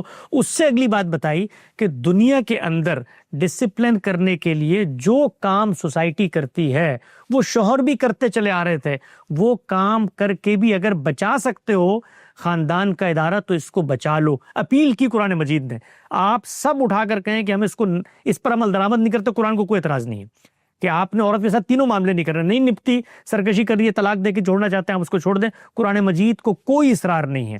اس نے صرف جو کچھ سوسائٹی میں موجود تھا اس کو متوجہ کرتے ہوئے اپیل کی کہ بھئی یہ کام بھی کر سکتے ہو تو اس کی تادیب کر کے، اس کو فزیکلی اگر ڈسپلن کر کے روک سکتے ہو تو گھر کو روک لو۔ یہ بات قرآن مجید نے کہی، جن کو کہی ان کی سوسائٹی میں کوئی عدالتیں نہیں، کوئی پولیس نہیں، ان کو تو خود قرآن مجید نے کہا تمہارے یہاں کوئی قتل ہو جاتا ہے تو معاشرہ اس کی مدد کرے مقتول کی کہ وہ بدلہ لے جا کر۔ تو جن لوگوں کو کہیں وہاں پر کوئی سسٹم نہیں، ریاست نہیں، نظم نہیں، معاشرہ نہیں، پولیس نہیں، انفرادی طور پر لوگ یہ کام کر رہے تھے، تو ہم یہ کہتے ہیں کہ بھائی یہ کام نہ قرآن نے انیشیٹ کیا، نہ مارنے کی ترغیبیں دیں، انسان یہ کرتے چلے آ رہے تھے، فزیکل ڈسپلن کرتے ہیں۔ خود جدید ریاستیں بچوں کے باب میں والدین کو تھوڑی بہت اتھارٹی دیتی تھی ہیں، سوء استعمال ہوتا ہے تو روک لیتی ہیں، تو آپ قانون بنائیے اور یہ لکھ دیں کہ آج کے بعد کوئی شوہر اپنی بیوی کو ہاتھ تک نہیں لگا سکتا۔ قرآن کو اس پر کوئی اعتراض نہیں ہے، قرآن کا کہیں یہ مدعا نہیں ہے کہ آپ نے اس کو مار دینا۔ خود پیغمبر نے بتایا کہ اس زمانے کی رعایت سے بھی اگر آپ نے فزیکلی ڈسپلن بھی کرنا ہے، تعذیب بھی کرنی ہے، تو یہ ہاتھ بھی نہیں لگا سکتے کہ جس کا نشان پیدا ہو جائے۔ تو یہ قرآن کا پرسپیکٹو ہے۔ اب قرآن سے اس کو پڑھو نا جا کر۔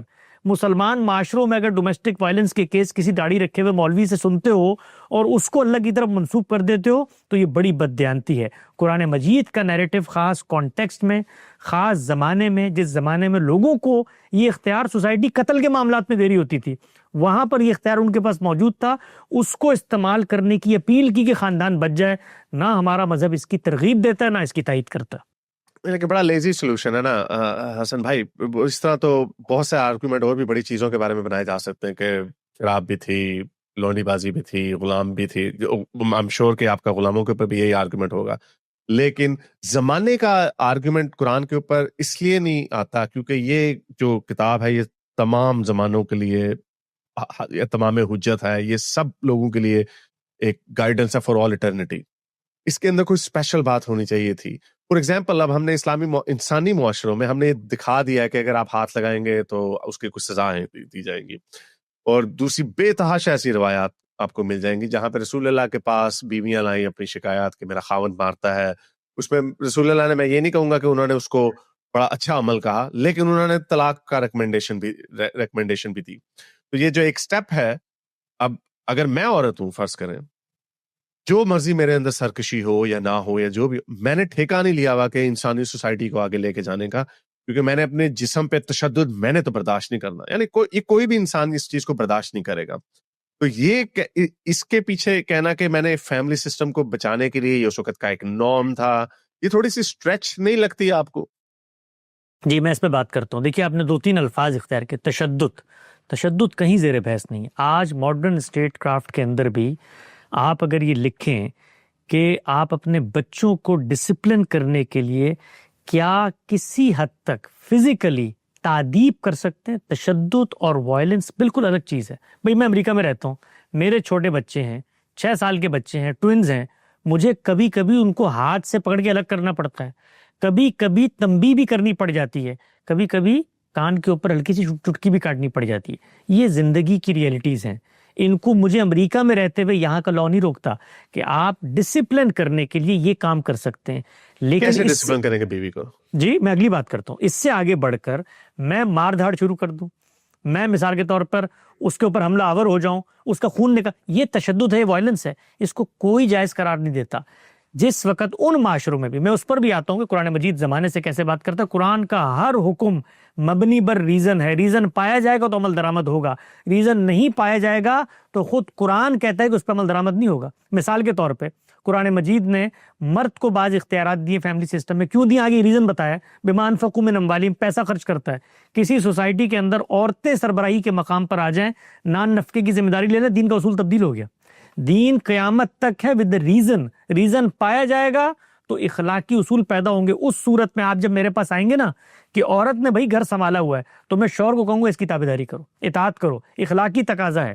تم اگر فیملی سسٹم بھی تو چینج ہو جائے گا نا، جو ابھی آپ نے کہا کہ فیملی سسٹم، تو فیملی سسٹم بدل گیا تو نہیں، فیملی سسٹم کو چینج کرنا چاہتا ہے دنیا میں تو کر دے. مجھے کیا پرابلم ہے؟ کوئی کرنا چاہتا ہے. عورت کو اگر اختیار، یہ ہم نے ویسٹ میں دیکھا ہے کہ عورت کو جب اختیار ملتا ہے تو ڈیورس ریٹ اوپر جاتا ہے. ہم نے دیکھ لیا.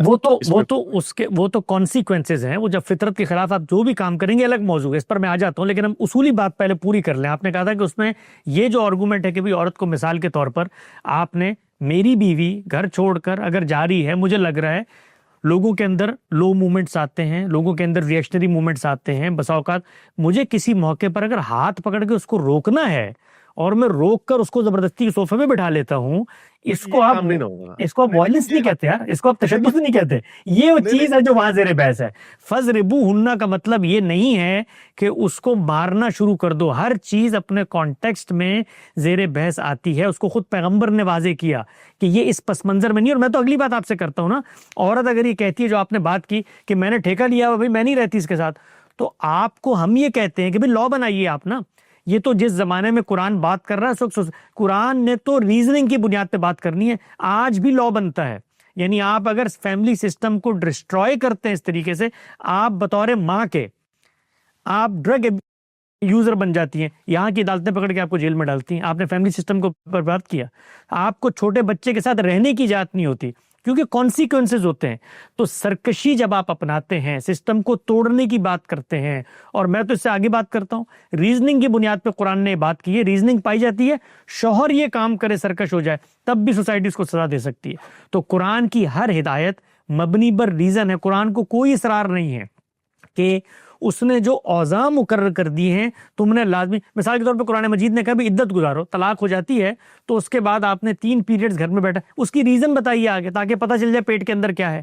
وہ جس کا بچہ ہے وہ فیصلہ ہو جائے. یہ نہ ہو کہ طلاق لے کے تم چلی گئی، دوسرے دن شادی کی، بچہ ہو گیا، پچھلا والا کہہ رہا ہے میرا، اگلا والا کہہ رہا ہے میرا. فیصلہ کیسے ہوگا؟ بچے کی سسٹم کو ختم کر دیں کیونکہ اب تو ہمیں ڈی این اے سے پتہ چل جائے گا، تو اب عورت کو 3 پیریڈ سائیکل ویٹ کرنے کی ضرورت نہیں ہے. ہاں تو ہم تو یہ کہتے ہیں ہم تو یہ قرآن کی ریزننگ کی بنیاد پہ کہتے ہیں. بھائی قرآن مجید نے تو خود اس کو عمل کر کے بتا دیا کہ اگر اگلے دن بچہ پیدا ہو جاتا ہے تو عدت ہے ہی نہیں. خود قرآن نے بتا دیا. یہاں تک بتا دیا کہ نکاح کے بعد بیوی کو ہاتھ نہیں لگایا تو عدت ہے ہی نہیں, اپلائی کر کے بتا دیا. تو کبھی یہ قرآن کے اندر ہے, یہ دونوں چیزیں قرآن کے اندر ہیں. تو اسی کی بنیاد پہ ہم یہ کہتے ہیں کہ قرآن جو بھی حکم دیتا ہے, کبھی ٹھنڈے دل و دماغ سے طالب علم بن کے ہم قرآن مجید کے پاس جائیں تو صحیح, بعد میں اس کو ریفیوٹ بھی کریں گے, اس کو رد بھی کریں گے, لیکن پہلے سمجھیں کہ وہ بات کیا کرتا ہے. وہ ریزننگ کی بنیاد پہ بات کرتا ہے. مثال دیتا ہوں ایک اور, میں آپ کو آگے بڑھ کے مثال دیتا ہوں. قرآن مجید نے وراثت کے حصے مقرر کیے ہیں, ریزننگ کی بنیاد پہ کیے ہیں, اور یہ کہا ہے کہ بلحاظ منفعت قوم تم سے قریب تر ہے, اس کی بنیاد پہ ہم فیصلہ کر رہے ہیں.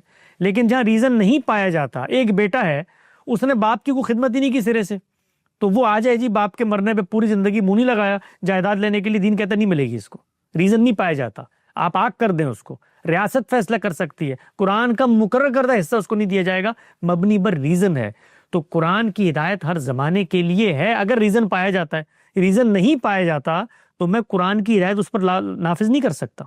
وہ ریزننگ اس کی ڈفرینٹ اس لیے بھی ہو جاتے ہیں نا, کیونکہ آپ نے ایک تو بڑا یہ اپنی ریزننگ کے حساب سے آپ نے بتایا کہ تشدد کی بات نہیں ہو رہی, ہاتھ پکڑ کے اندر لے آنا ہے, جس کو دوسرا سائڈ کا اینگل بھی ہے کہ ہمارے پاس بے تحاشا ایسی روایات موجود ہیں جہاں پہ رسول اللہ نے کسی کو نہیں روکا یا کسی کو سزا نہیں دی اپنی بیوی کو نیلا پیلا کر کے مارنے پہ. تو یہاں پر بھی کوئی ایک اسٹرانگ قسم کا ریبیوک نہیں آیا رسول اللہ کی طرف سے, جس کی وجہ سے اس کو یہ ایک بڑا مبہم چھوڑ دیا. پھر وہیں پہ بات آ جاتی ہے دربہنہ کا جو ورڈ ہے, اب یہ انہوں نے اللہ تعالیٰ نے ایک ورڈ یوز کر دیا, کیا ان کو اپنی فیوچر کا نالج تھا؟ انہیں نہیں پتا تھا کہ اس کے بیس کے اوپر کتنی اربوں کروڑوں عورتوں کے اوپر اذیت آنے والی ہے. اور لیکن حسن الیاس صاحب یا فراہی اسکول آف تھاٹ بعد میں آئے گا, وہ لوگوں کو بتائے گا کہ نہیں یار تھوڑا رکو ذرا, آپ غلط کام کر رہے ہو, یہ کام نہیں ہے. جی میں آپ سے ایک چیز عرض کرتا ہوں حارث بھائی, آنیسٹلی میں اس معاشرے میں رہتا ہوں, امریکن سوسائٹی میں بیٹھا ہوں, دنیا کی متمدن سوسائٹی, یہاں پر سوشل سائنسز کا ریفارمیشن ہوئی, دنیا کی ترقی یافتہ ترین سوسائٹی. آپ گوگل کریں, چیٹ جی پی ٹی سے جا کر پوچھیں, ڈومیسٹک وائلنس اور فزیکل ابیوز یہ انسانوں کا مسئلہ ہے. انسانی نفسیات جب ڈس ریگولیٹ ہوتی ہے, میری بیوی سائیکالوجسٹ ہیں, فیملی تھراپسٹ ہیں, کپلز کے ساتھ کام کرتی ہیں, میاں بیوی کے رشتے کو سمجھتی ہیں, جب تنازعات پیدا ہوتے ہیں ان کو جوڑتی ہیں. انہوں نے اس موضوع پر پی ایچ ڈی کر رکھی ہے, میں ان سے ڈسکشن کرتا ہوں, روز ان کے پاس کپلز آتے ہیں. دنیا کے اندر یہ 4.5 ارب لوگ جنہوں نے کبھی زندگی میں قرآن کا لفظ بھی نہیں پڑھا, ان کے یہاں بھی ڈومیسٹک وائلنس موجود ہے. اس کا مسئلہ انسان کے اندر ہے. انسان مذہب کو اپنا کر بھی انسان رہتا ہے, اس کے جو مسائل, اس کی جو خرابیاں, اس کی جو نفسیات, اس کے اندر جو فائٹر جیٹ موڈ آن ہوتا ہے, اس کے اندر جو یو فنومنا ہے, اس کے اندر جو انسیکیورٹیز ہیں, وہ کبھی ختم نہیں ہوتی. اس کا مذہب سے کوئی تعلق نہیں ہے. میں ایک شخص کو مذہب کیا کرتا ہے, لوگ کیا کرتے ہیں میں آپ کو بتاتا ہوں. مذہبی آدمی کیا کرتا ہے, مذہبی آدمی یہ کرتا ہے کہ جو غلط چیزیں اس کے ہاں پیدا ہو جاتی ہیں, پیدا ہونے کے بعد ان کو اپنے کانشیس کو مطمئن رکھنے, کیونکہ ضمیر تو اندر سے جھنجھوڑتا ہے نا آپ کو غلط کام کیا, اس کے لیے غلط مذہبی انٹرپریٹیشن کا سہارا لیتے ہیں. اس امریکہ کے اندر ڈومیسٹک وائلنس کے جو کیسز ہیں ان میں 50% کے قریب مرد اور 50% کے قریب عورتیں انوالو ہوتی ہیں. عورتیں مارتی ہیں شوہروں کو. یعنی کپلز کے اندر جب آپ ساتھ رہتے ہیں تو یہ چیزیں پیدا ہو جاتی ہیں. یہ انسان کا مسئلہ ہے مشترک. یہ رسول اللہ کے زمانے میں بھی انسان کا مسئلہ تھا, یہ آج بھی انسان کا مسئلہ ہے. نہیں لیکن حسن بھائی فرق ہے نا اس میں, حسن تھوڑا سا اس میں فرق یہ نا, دیکھیں وہ تو شرابی بھی ہے نا, کوئی نشے والا ہو وہ بھی, لیکن وہ یہ تو نہیں نا کہہ سکتا کہ دیکھو جی قرآن نے مجھے اجازت دی ہے شراب کی. اب یہ ڈومیسٹک وائلنس کا جو ایشو ہے یہ اتنا ویگ ہو گیا کہ ہاتھ پکڑنے سے لے کے تھپڑ مارنے تک, اس کو نیلا پیلا کرنے تک, یہ اس کی گنجائش موجود ہے. نہیں تو ہم نے تو یہ کہا کہ قرآن نے نہ اس کو انیشیٹ کیا, نہ اس کی ترغیب دی, نہ قرآن مجید نے اس کے بارے میں یہ کہا کہ یہ اس کو اس حد تک پہنچا دو. بھائی قرآن نے ایک بات کی اپنے کانٹیکسٹ میں کہ اگر آپ نے تعدیب کر کے بھی خاندان کے ادارے کو بچانا ہے تو اپیل آپ کے سامنے خدا کی آ گئی. سوسائٹی کے اندر انحراف پیدا ہوتا ہے تو انسان کو اللہ نے کیوں بنایا ہے؟ خود قرآن نے کہا ہے کہ اگر کسی کی حق تلفی ہوتی ہے یا جان مال آبرو کے خلاف زیادتی ہوتی تو آپ کو حق ہے آپ قانون بنائیں. قرآن کی یہ منافی نہیں ہے کہ آپ اسٹیٹ میں یہ قانون بنائیں. غامدی صاحب نے آج سے برسوں پہلے عورت کی تعدیب کے عنوان سے مضمون لکھا ہے, اس میں یہ بتایا ہے کہ یہ ایک تو انیشیٹ کر کے قرآن نے پہلے دن حق نہیں دیا. بھائی دنیا میں ہمیں نظر آ رہا ہے جو لوگ قرآن کو نہیں مانتے سب کچھ یہ کر رہے ہوتے ہیں, فیملیز کے اندر ایک معاملہ ہوتا ہے, قرآن نے اس کو محدود کر دیا, اسٹیپس بتا دیے کہ یہ کام یوں نہیں کہ اس طریقے سے پہلے دن کر دو. یہ صورتحال ہے. جن لوگوں کو کہا وہاں پر کوئی کورٹس نہیں موجود, کوئی سسٹم نہیں موجود, کوئی معاشرہ اس طریقے سے نہیں موجود کہ آگے فیصلہ کرے, شوہر ہی فیصلہ کر رہے ہوتے ہیں, تو انہوں نے یہ لکھی. انصاف کا سسٹم بنایا تو جا رہا تھا نا, قاضی کا سسٹم بنایا تو جا رہا تھا نا. کیا یہ آیت میں بہتر نہ ایسے ہو؟ نہیں بنتے سر, سسٹم بنتے ہیں جس وقت سوسائٹی اس جگہ پر پہنچ جائے. کوئی جیل کا سسٹم موجود تھا, مجسٹریٹ موجود تھے, بندے کو کوئی رکھنا ہوتا تھا. قاضی نے بننا تھا نا, لیکن قاضی نے نہیں, لیکن انصاف کا بہت دیکھیں نا, ہاتھ بہت کاٹو، عرصے یہ بعد, سمجھاؤں. بہت عرصے بعد رسول اللہ صلی اللہ علیہ وسلم جس سوسائٹی میں آئے, پریمیٹیو قبائلی سوسائٹی, بھائی وہاں تو وہ صورتحال تھی کہ جنگ میں جو قیدی پکڑ کے آ جاتے تھے ان کو بھی تقسیم کر دیا جاتا تھا. کوئی جیل ہی نہیں متمدن. یعنی ہم آج کے زمانے میں بیٹھ کے اس دور کے بارے میں سوچتے ہیں کہ وہاں پر کہاں اسٹیٹ نہیں, خود رسول اللہ صلی اللہ علیہ وسلم دنیا سے رخصت ہوئے, پریمیٹیو قسم کی قبائلی ایک ریاست موجود ہے, کوئی مقننہ نہیں, کوئی انتظامیہ نہیں. یہ جو آپ کو تقسیم نظر آتی ہے, تو آپ قانون سازی کریں, یہ قرآن کے بالکل خلاف نہیں ہے. قرآن کی منشا کے عین مطابق حق تلفی ہو رہی ہے, آپ قانون بنا دیں. کوئی شور, آپ نے اسکولوں میں بھی تو قانون بنایا. بھئی ہماری سوسائٹی کے اندر آج سے 25-30 سال پہلے تک استادوں کو مارنے کی اجازت ہوتی تھی. استاد تو چھوڑیں, محلے میں کوئی بڑا بوڑھا نکل جاتا تھا, وہ بچیوں کے معاملے میں کہتا تھا دوپٹے کے بغیر جا رہی ہیں. یہ سوسائٹی ہوتی تھی. ہمارے اپنے ملک کے اندر اس وقت قبائلی پورا ٹرائبل سسٹم موجود ہے, مشران ہیں بیٹھ کے فیصلہ کر دیتے ہیں, ملک بیٹھے میں. یہ سسٹم نہیں ہے.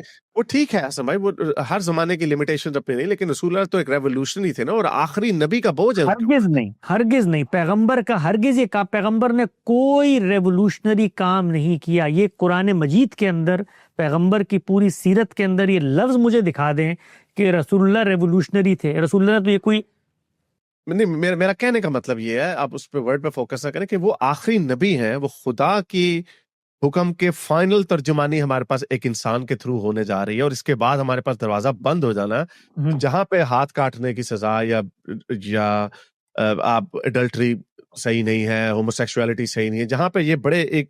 تو کیا یہ بہتر نہ ہوتا کہ اس آیت میں یہ مارو کی جگہ جو ان سے بات بند کرو, بستر الگ کر دو, پھر اپنے راستے الگ کر لو, کیا وہ زیادہ بہتر نہ ہوتا بجائے اس کے کہ یہ ایک بوجھ جو ہے اس کا کہ خاندانی نظام کو بچانے کا بوجھ جو ہے وہ عورت کے اوپر, ٹھیک ہے اگین آپ کی طرف سے ہاتھ پکڑ کے اندر لے آؤ, یا پھر ایز ویگ ایز اس کو تھپڑ مار کٹائی پہ لے جاؤ.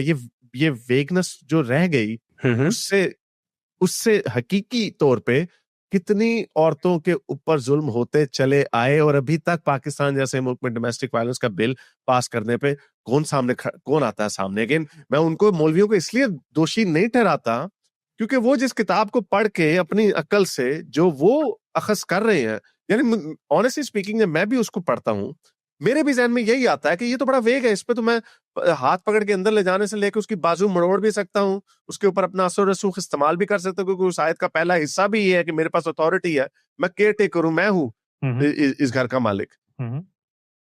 تو اس پہ سوال میرا آپ سے یہ ہے پلٹ کے کہ اگر انسان اس کا غلط استعمال کرتے ہیں تو آپ کی نظر میں قرآن مجید کو وہاں پر اس کی بھی اصلاح کرنی چاہیے تھی. تو پھر اس کا مطلب یہ ہے کہ قرآن مجید لوگوں کے دینی عقائد کی صرف اصلاح کے لیے نہیں آیا. دنیا کے اندر جو لوگوں نے غلط رویے اختیار کر لیے ہیں, جو ان کے ہاں غلط نارمز ہیں, جو ان کے غلط اکنامک ماڈلز ہیں, دین ہمیشہ یہاں سے اپروچ کرتا ہے کہ اگر کوئی چیز تمہارے اخلاق پر اثر انداز ہو رہی ہے تو اس معاملے میں آپ کو اصولی رہنمائی کرے گا, اصولی ہدایت دے گا.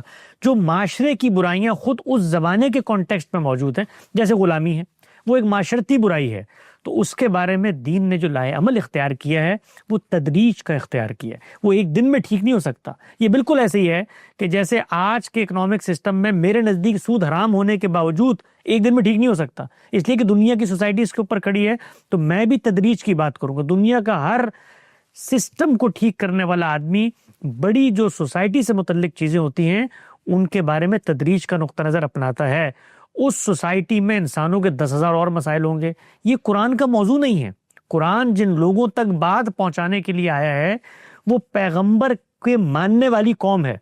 اس نے انحراف پیدا کر دیا ہے. اس کو یہ بتایا جا رہا ہے کہ بھئی تمہارے اس انحراف کی کوئی بنیاد نہیں ہے. ان کے اندر جو اخلاقی برائیاں موجود ہیں ان کو زیر بحث لایا جا رہا ہے. اس کے بعد قرآن مجید پرنسپل دیتا ہے. پروٹوکولز دیتا ہے, پیرامیٹرز دیتا ہے, اور انسانی عقل پر بھروسہ کرتا ہے. اگر قرآن مجید یہ کام شروع کر دیتا تو یہ میرے لیے باعث حیرت ہوتا کہ بھئی یہ کام آپ نے کیوں شروع کر دیا؟ مجھے آپ نے شعور دیا, میرے بارے میں کہا یہ دین تمہاری فطرت کے مطابق ہے, تمہارے اندر خیر و شر ودیت کر دیا, گویا مجھ پہ اعتبار ہی نہیں کر رہے. یعنی پھر تو قرآن مجید کو قیامت تک انسانوں کو جو مشکلات, مسائل, سوشل ایولز, پرابلمز پیدا ہوتی چلی آئیں, یہ سندھ کے اندر ستی کی رضا میں سارے مسلمان کر رہے ہوتے ہیں, یہ ونی کی رضا میں سب کر رہے ہوتے ہیں, چھوٹی عمر سے شادیاں کر رہے ہوتے ہیں, قرآن سے شادیاں صوبہ سرف, یہ 10,000 خرافات انسان پیدا کرتے ہیں. قرآن کا یہ موضوع نہیں ہے, قرآن یہ کرنے نہیں آیا. قرآن اخلاق کی معاملات میں آپ کو درست رکھنے آیا ہے.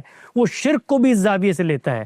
اس زمانے میں جو برائیاں موجود تھیں انہوں نے اس کو تدریج کے ساتھ جہاں اصلاح ہو سکتی تھی ان کی اصلاح کی. یہ بات کہ انسان یہ کام کرتا ہے, بھئی مغربی معاشروں میں تو قرآن نہیں آیا نا, وہ بھی یہ کام کر رہے ہیں.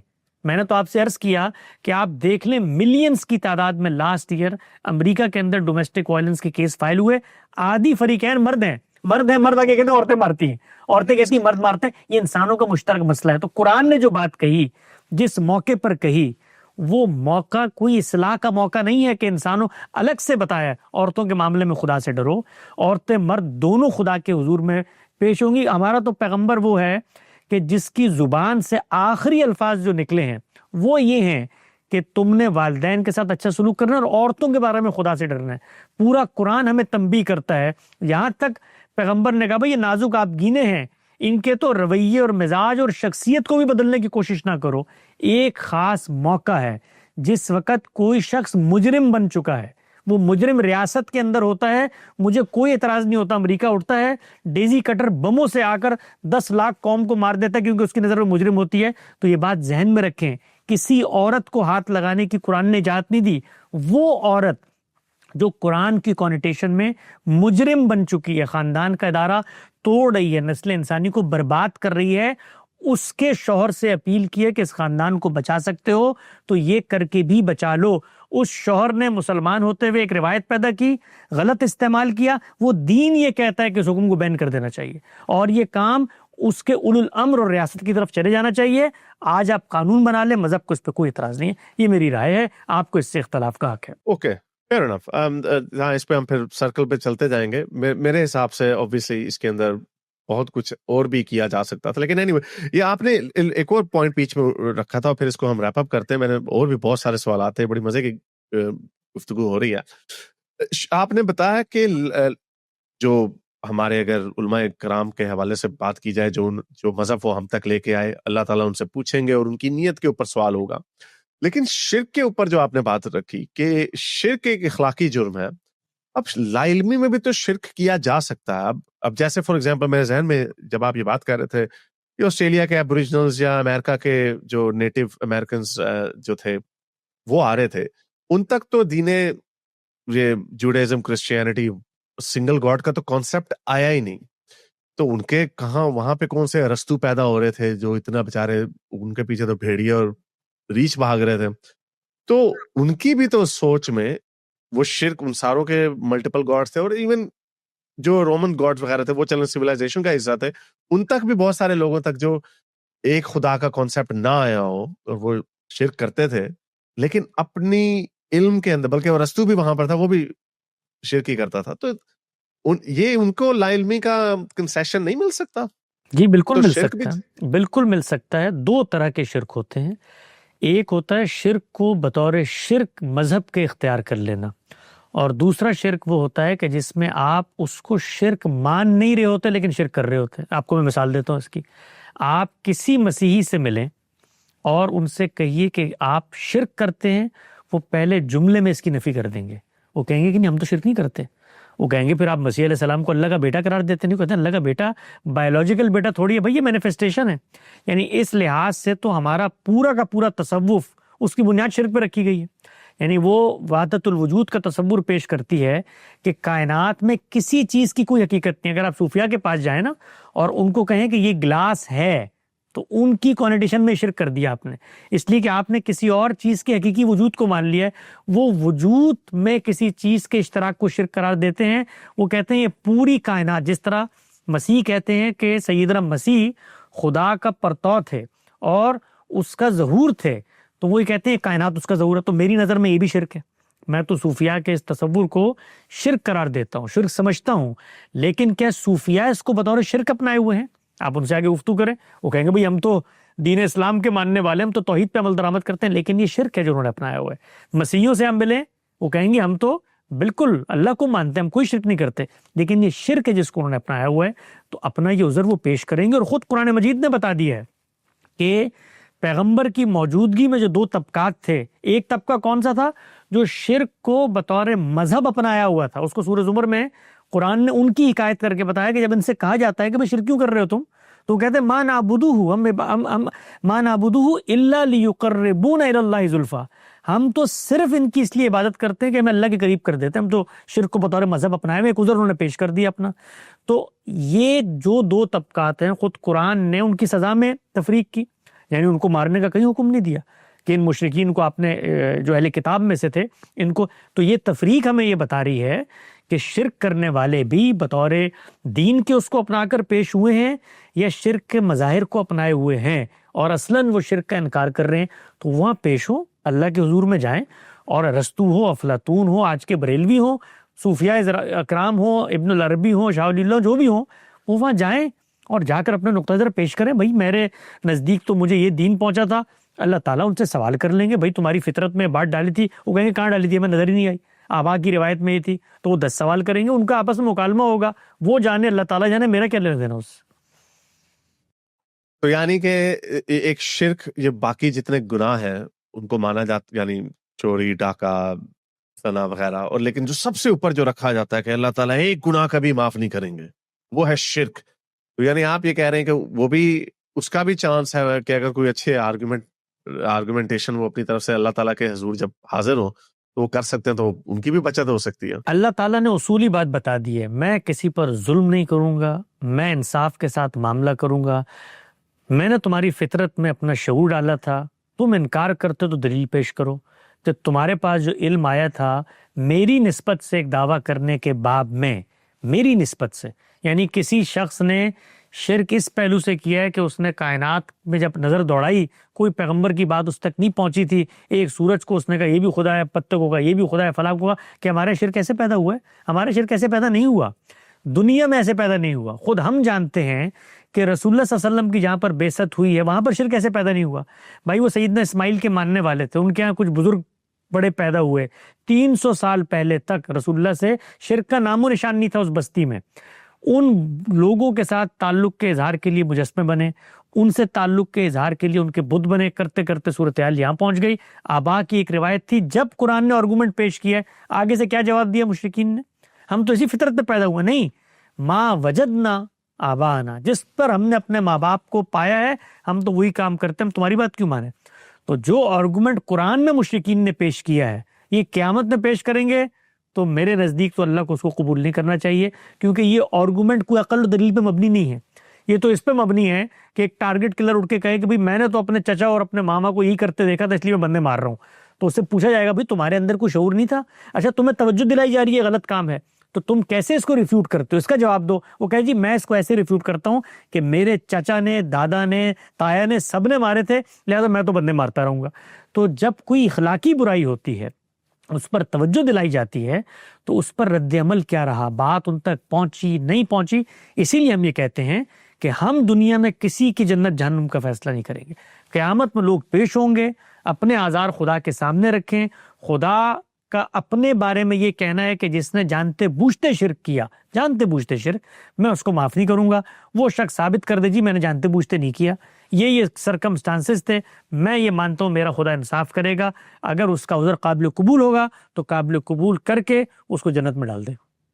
یہ بات میری حمزہ سے بھی ہوئی تھی اور میں نے ان کے سامنے بھی یہی سوال رکھا تھا کہ اس طرح تو which is fair enough, it doesn't challenge your viewpoint, کہ اس طرح جو spiritual matters ہے اس طرح تو سارے ہی بچ جائیں گے. ہم ملحد کہیں گے اللہ جی ہمیں تو ثبوت ہی نہیں ملا, ہم کیا کرتے ہیں, ہم نے تو اپنی دانست میں پڑھنے کی کوشش کی, کیا کریں. کرسچن کہیں گے بھئی ہم نے بھی یہ اتنا ہم نے دیکھا, ہم سمجھے, ہم نے بھی جو اپنی دانست میں کیا ہم یہی سمجھے. اور ظاہری بات ہے اگر ہمیں پتا ہوتا ہے کہ ایک ہی خدا ہے, اس کا نام اللہ ہے, تو ہم پاگل ہیں اس سے پنگا لیتے. تو اس طرح سارے بچ جائیں گے اور اینڈ میں ایک پھنس جائے گا, ایک طبقہ پھنس جائے گا اور وہ ہم لوگ ہیں. وہ ہم لوگ ہیں، کیونکہ ہمارا کوئی عذر اللہ میں نہیں سنے گا. وہ کہے گا بھائی تم تو میری کتابیں پڑھ پڑھ کے بتاتے تھے، میری آیتیں پڑھ پڑھ کے سناتے تھے، تم لوگوں کو مذہبی طبقے کا یعنی جو سب سے بڑا، میں آپس کی بات کر رہا ہوں، دوستانہ برادرانہ بات کر رہا ہوں، ہم دونوں مطلب بطور انسان کے ہمارا دونوں کو ہی خاتمہ ہونا ہے، ہم سب کو کانشیس رہنا چاہیے. ہم لوگوں کی پکڑ جو آپ لوگ سمجھتے ہیں نا عام طور پر کہ آپ مذہب میں پیدا ہو گئے، اسلام پر کھڑے ہوئے ہیں تو جی اللہ تعالیٰ کی بڑی نعمت ہے، ہم تو جنت میں جائیں گے. آپ یقین جانیں سب سے بڑی آزمائش اس زمین پر ان لوگوں کی ہے جو مذہبی خاندانوں میں پیدا ہو گئے، اور مذہب ان کو آبا کی روایت کے طور پہ مل گیا، اس لیے کہ مذہب تو ہمارے سامنے ہے نا.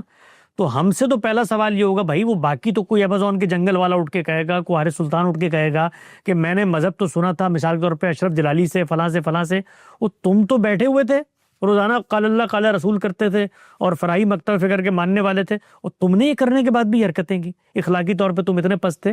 تو یہی بتایا ہے، یعنی محرومی بڑی نعمت ہے قیامت کے دن، لیکن اس کا فیصلہ اللہ کرے گا کون شخص کس درجے. اور میں آپ کو بتاؤں اللہ کے ہاں اس سب کے باوجود اللہ کے ہاں کوئی نا انصافی. آپ سوچیں ذرا، امیجن کریں کہ کتاب آ رہی ہے خدا کی اور اپنے نئے پیغمبر اور اس کی قوم اور ملت کی تاسیس ہو رہی ہے، اس میں اللہ میں کیا کر رہے ہیں؟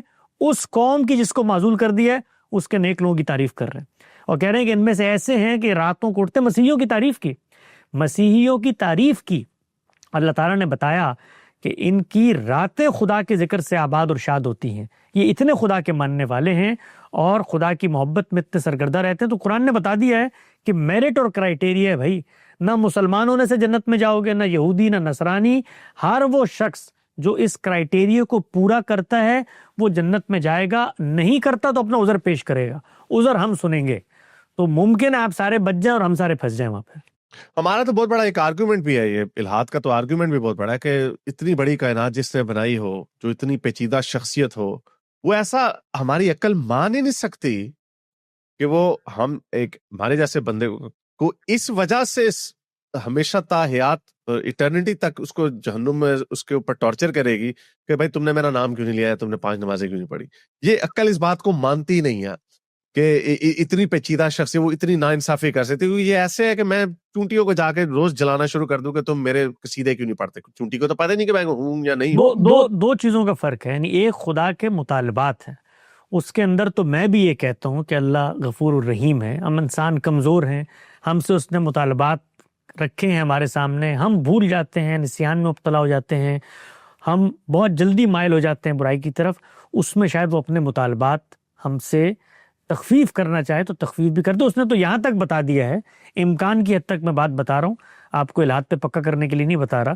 یہاں تک اس نے کہہ دیا ہے کہ جہنم کے بارے میں بھی میرا اختیار ہے. یعنی اس نے جب جنت جہنم کو بیان کیا نا سورہ ہود میں، تو وہاں کہا کہ جنت میں ڈالوں گا تو عطاءً غیر مجزوز، ہمیشہ کی ان کے ساتھ بھلائی اور ان کے ساتھ فراوانی ہوگی. جہنم کے بارے میں جب کہا تو کہا فعال لما یرید، جو چاہوں گا کر گزروں گا. تو جہنم وہ ختم بھی کر سکتا ہے، یہ اس کا اختیار ہے. جنت خدا کا وعدہ ہے اور جہنم خدا کی وعید ہے. وعید کے بارے میں یہ طے ہوتا ہے کہ وہ وعید کی حد تک ہوتی ہے، جب تک وہ چاہے گا اس کو برقرار رکھے گا، جب اٹھانا چاہے وہ اٹھا دے. اور خود سورہ ہود میں اس چیز کا امکان ہے. تو میں تو یہ عرض کرتا ہوں کہ اللہ کے مطالبات، اس میں بھی دیکھیے اس نے کہا میرے مطالبات تو چلو میں جانوں، بندوں کے مطالبات بندوں سے معاملہ کرنا پڑے گا.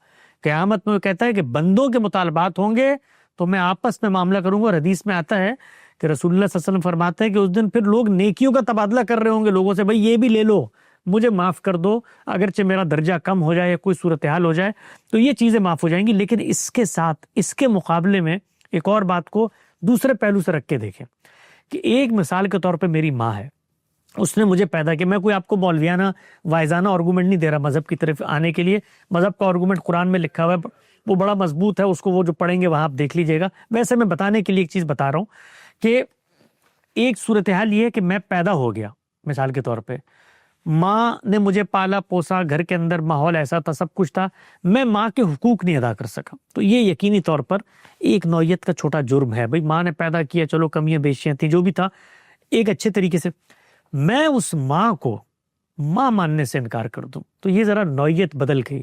یعنی ایک اس کے حقوق اور فرائض کی بحث تھی اور ایک اس کی حقیقت تھی جس کو میں نے انکار کر دیا. تو اللہ تعالیٰ جب یہ گفتگو کرتے ہیں تو وہ وجودی حقائق سے گفتگو شروع کرتے ہیں. بہت فطری انداز ہے. بھئی یہ کائنات ہے تمہارے سامنے, تم اپنے اوپر غور کرتے ہو, مخلوق ہو, بنائے گئے ہو, تو خالق تو ہونا چاہیے. تو خالق اگر میں نہیں ہوں تو کوئی دوسرا ہے, تو اس کا ثبوت لے کر آؤ, دلیل لے کر آؤ.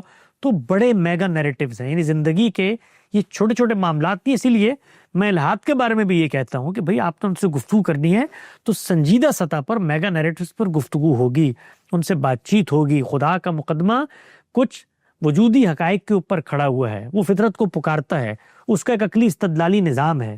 جو کتاب وہ لے کر آیا ہے اس کی حقانیت کو وہ ثابت کرتا ہے دلائل دے کر. تو ان چیزوں پر اگر انکار ہوتا ہے, تو اگر میں بطور مثال دے رہا ہوں, آپ خدا ہوں, تو اس پر آپ سوال وہ نہیں کریں گے کہ نماز پڑھ کے کیوں نہیں آئے. یہ سوال کریں گے کہ یار یہ بڑا سوال تھا بھائی. یعنی اس کے لیے یا تو پھر تم الحاد کا پورا مقدمہ پیش کرو, اس جگہ پر کھڑے ہو جاؤ. یہ بیچ میں بین کھڑے ہوئے ایگنوسٹک بن کے کہ یہ بھی ہو سکتا ہے وہ بھی ہو سکتا ہے, پتہ ہی نہیں چلا زندگی گزار دی. تو سوالات تو بہرکیف ہونے چاہیے ہیں, اور سوالات میری کتاب یہ کہتی ہے کہ ہوں گے, لیکن انصاف کی بنیاد پہ فیصلہ ہوگا. وہ بالکل ٹھیک ہے. اور الحاد کا مقدمہ بڑی مضبوطی سے رکھا جا سکتا ہے. آپ نے ماں کی جس طرح اگزامپل دی, ماں کے سامنے ہے, لیکن اسے ایسا بھی ہو سکتا ہے ایک بچہ پیدا ہوا ہے, اس کو کوئی جزیرے میں چھوڑ گیا اور اس کے پاس کوئی انسانی علم نہیں ہے. میں آئسولیشن میں بات کر رہا ہوں, کیونکہ اگر ہم اپنے اسپیس میں اپنے آپ کو دیکھیں, ہم آئسولیٹڈ ہی ہیں, یعنی ہماری کائنات اتنی بڑی, کیا ہو رہا ہے اس کے پیچھے کیا نہیں ہمیں پتا. تو آپ اپنی سوچ سے, پوری نسل انسانی تو سوچ سے آرگومنٹس بنا سکتی ہے, لیکن ایک بندہ جس سے دیکھا ہی نہیں کہ اس کی ماں یا باپ کوئی چیز ہوتی بھی ہے یا اس طرح انسان پیدا ہوتا ہے, وہ جزیرے میں ہے, ایک بندہ آ کے اسے کہتا ہے کہ بھائی یہ چیزیں ہیں, تو وہ اس کے اوپر فیتھ کی بات آ جاتی ہے, ایویڈنس. تو اس کے اندر obviously بہت ساری باتیں اور آرگومنٹ دونوں طرح سے بنایا جا سکتا ہے. حسن بھائی, میں نے آپ کو کچھ ویڈیوز دکھانی تھی اور وہاں پہ ختم کرنا تھا, لیکن یہ لمبی بات ہو گئی. میرا خیال سے مجھے آپ کو پھر سے کچھ عرصے بعد زحمت دینی پڑے گی, کیونکہ مجھے واقعی بڑا مزہ آیا آپ سے باتیں کر کے. اور میں یہ بتا دوں, کئی لوگوں کو ایسے بھی بڑا ہوتا ہے کہ ہمارا جی یہ آپ نے یہ کیوں نہیں کیا, وہ کیوں نہیں کیا.